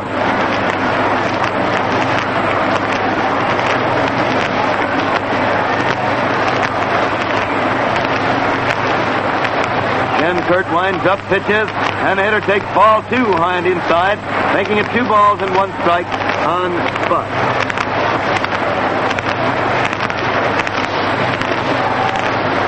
One the count. Swings again to hit a high fly. Billy Herman's back in short right field, waving everybody away for him. Jogs over towards the foul line and makes the catch for the 3rd out, but not until dire damage had been done to the hopes of these Cub fans.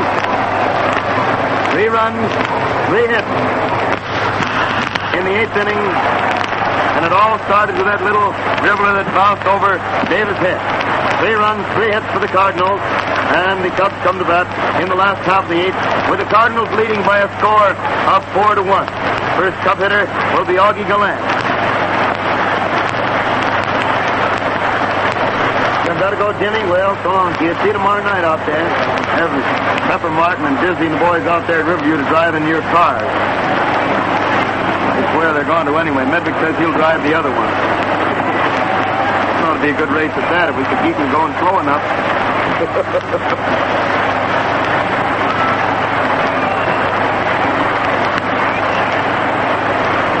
Here is Gallant at bat to start the 8th inning. Pitcher finishing his warm-up.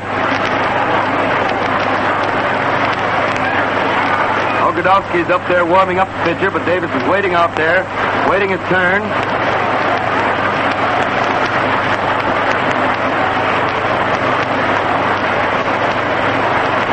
And Huser finally gets the ball as we're ready to go in the last half of the 8th inning.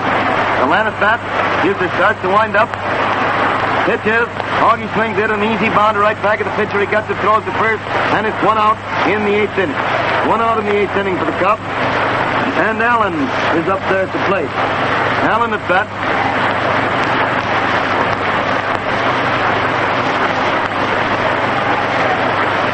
Keith, the right-handed hitter, waits there as Houston gets the sign. He's ready to pitch. Throws, and it's a fast one inside for ball one. One ball call.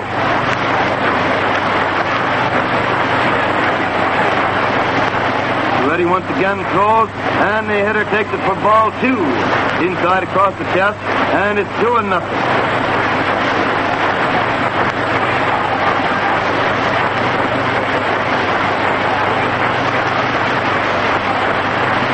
Nothing is the count. And there's almost a strike, but not quite. Just missed the outside corner about shoulder high, and the umpire almost started to call it that, then stopped. And so Davis turns and calls for a new ball. The reason that didn't go over, there was no question about the pitch being a ball, but it seemed it was going over the plate and suddenly sailed a little. And the umpire throws the ball out of play. And now Houston lays one down the middle for a strike. And it's 3-1 on Allen. 3 balls and 1 strike. Ready again, winds up, throws, and it's ball 4 inside across the chest. Allen gets a base on ball, and it puts him on first base with 1 out in the 8th inning, and Billy Herman at bat.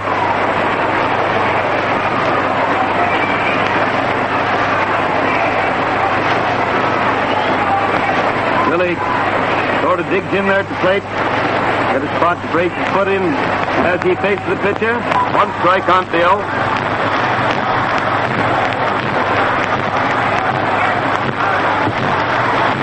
Ready once again now. Throws, and Herman hits the next one, an easy bounder out back at the pitcher. Frisch gets the ball and steps on second, throws the first for a double play. Fast play by Frankie Frisch, who ran over in front of second base, grabbed that ball, stepped back on second to force Allen for the second out, and then threw to first to complete a double play for the 3rd out of the inning. And it's no runs, no hits. In the 8th inning for the Cubs, they score, remaining 4-1 in favor of the Cardinals at the end of the 8th inning of this, the opening game of the 4-game series between the Cubs and the Cards. You people who have your Texaco scorebook can record this vital series in the book as you see it at the park or as you get it over the air. And people who haven't better get ready for important series to come by stopping in at your or any Texaco service station asking for a request card, filling in your name and address on the vacant side. It's already addressed to me on the other side. The 1-cent stamp on it, and mail it in and get that scorebook in a hurry. The book contains the official scoring blanks for 17 games, pictures of Cubs and Sox, their rosters and schedules, and a complete scoring system, the one we've used for 15 years here in the press box, with illustrations and full explanations so that you can keep these games for years and years to come, and also tell what it means when you see those marks in the scorebook. DeRocher at bat swings at the first pitch to miss it for strike 1. Davis winds up again, throws. Leo swings, hits the ball hard into left center. Gallant comes in fast, grabs for the ball, but it gets past him. Going clear back to the bleachers. DeRocher's rounding second base on his way to third. And Allen gets the ball, throws it into Jurgis, who turns and throws it into the plate with Davis cutting it off. And it's a 3-base hit. Gallant tried for a shoestring catch there, couldn't reach it, and it goes on through for a 3-base hit, putting DeRocher on third base to open the 9th inning and bringing Charlie Gelbert to bat. Gelbert, a right-handed hitter, now playing third base for the Cards. Infield playing in, left side playing about halfway in, right side all the way into the draft. And the first pitch is inside and low for ball 1. 1 ball on Gelbert.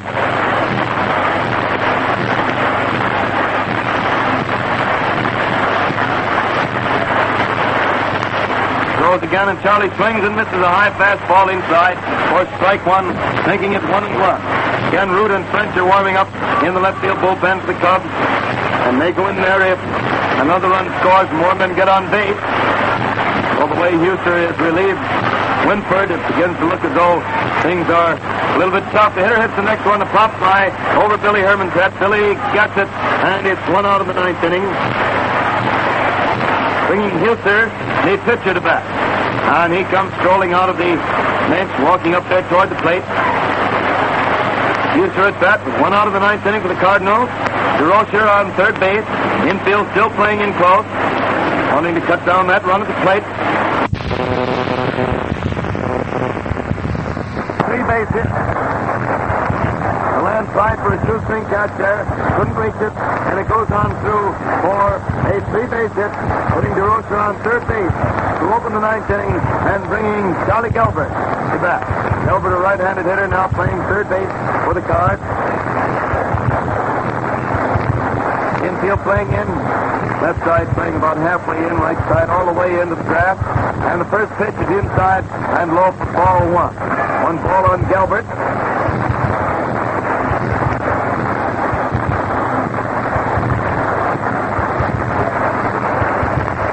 Throws again, and Charlie swings and misses a high fastball inside for strike one, making it 1-1.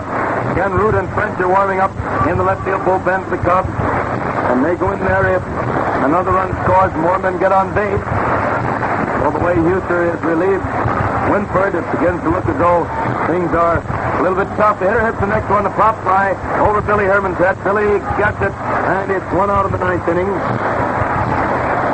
Bringing Huster, the pitcher, to bat. And he comes strolling out of the bench, walking up there toward the plate. Huster at bat with one out of the ninth inning for the Cardinals. DeRocher on third base. Infield still playing in close. Wanting to cut down that run at the plate. Cardinals are 3 runs ahead now, and they don't want them ahead anymore because they're going to be toughing up the job to get those 3 back if they can do it. Huster bats right-handed, infield still in, and he swings and fouls the first one on the ground back to the screen for strike one. One strike on Huster.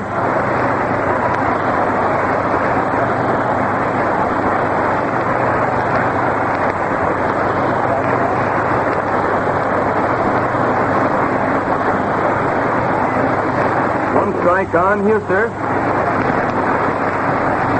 He's waiting out there again. Has the sign. He's winding up.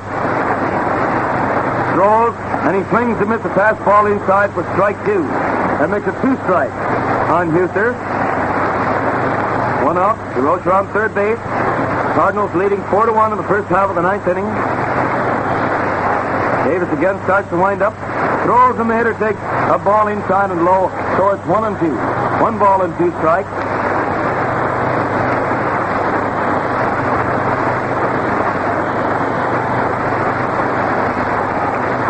Davis winds up again, throws, and the hitter swings and misses, striking out for the second out in the ninth inning. And makes it 2 out in the ninth for the Cardinals. And Terry Moore, the Cardinals center fielders at bat.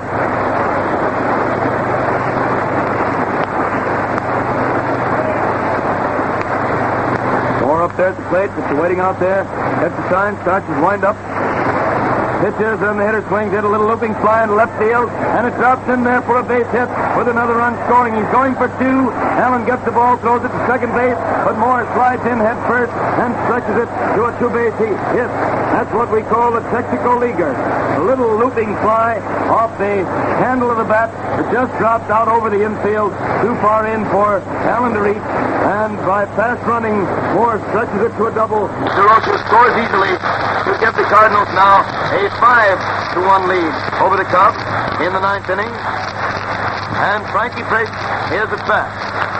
Davis throws the first one. Frank reaches out, hits another one into left field, but Allen is in, and he has to block it. He can't get in enough to get it.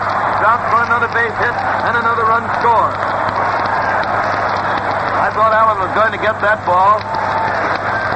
I think he thought it was sinking faster than it was, and by the time he got in to get a hold of it, he decided he couldn't reach it, so he stopped, and the ball landed right at his feet, and it's a single to permit Moore to score also and give the Cardinals now a 6-1 lead in the ninth inning and bring Pepper Martin to bat.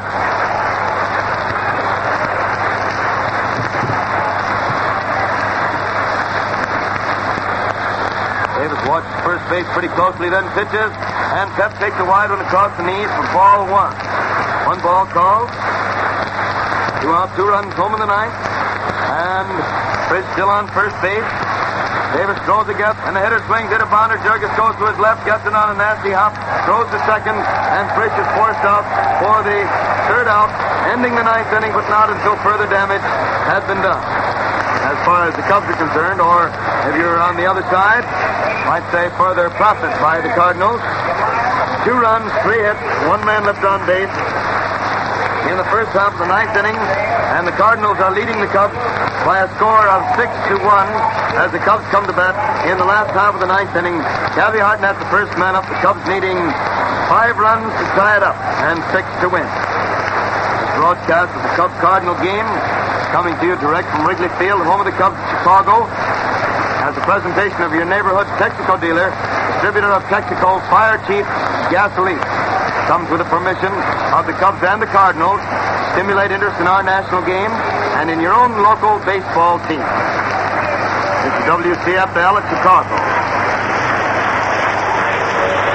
Hartnett is up there at the plate. Huser has finished the warm-up. Cardinals aren't taking any chances, and they're keeping big George Earnshaw warmed up out in the right field bullpen. Just threw one that gets clear past the catcher and bounded way out along the fence in front of the right field bleachers.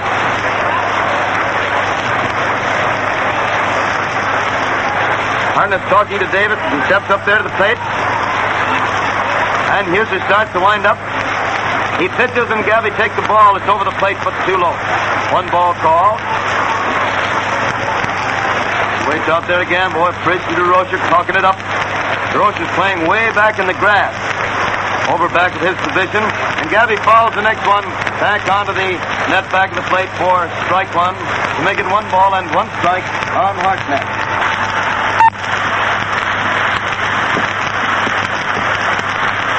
Again, the pitcher throws, and Gabby swings, hit a bounder down to the shortstop. DeRocher comes in fast, gets it, throws it first, throws in the dirt, but Mize gets it and hangs onto the base with his foot at the same time.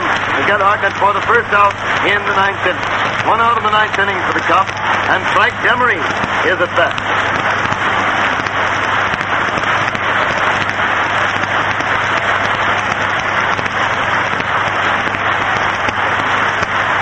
Throws the first one, and Frank takes a strike. Fastball over the heart of the plate. Waist high. 1 strike on Demery.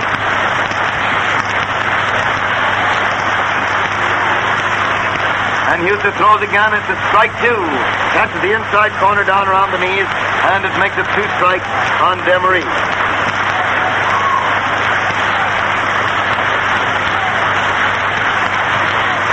Again, the pitcher throws, and it's ball 1 this time wide, so the count is 1-2. 1 ball and 2 strikes. Huser throws again, and Demery swings and misses, striking out for the second out of the 9th inning. Makes it 2 out of the 9th inning for the Cubs, and the next man up there, Stanley Hack. Hack at bat.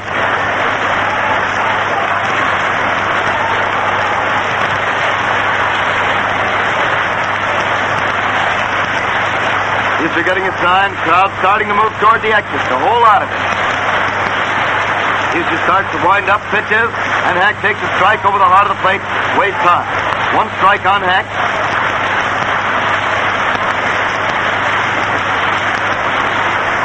Throws again, and it's a strike 2. Woo, as though just over the plate, a beauty, just barely knee-high. Down there low, but knee-high over the plate, and it's 2 strikes on Hack. 2 strikes to count.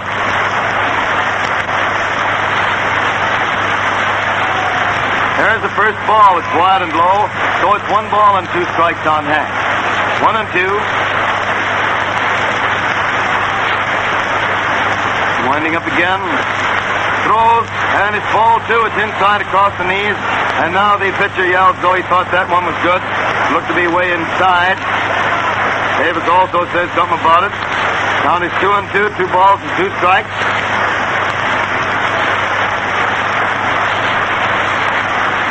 And there's ball 3 inside and low, making it 3-2 on Hack. 3 balls and 2 strikes. Davis walks out in front of the plate and just slams the ball back at the pitcher.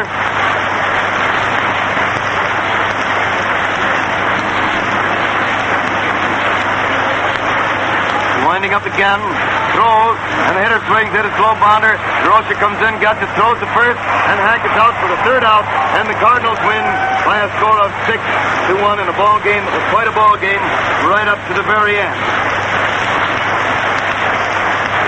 The totals in the 9th inning no runs, no hits for the Cubs. And for the ball game, Cardinals had 6 runs, 12 hits, no errors, with 6 men left on the bases. Cubs 1 run, 7 hits, no errors, 5 men left on the bases. Time of the game, 2 hours and 2 minutes.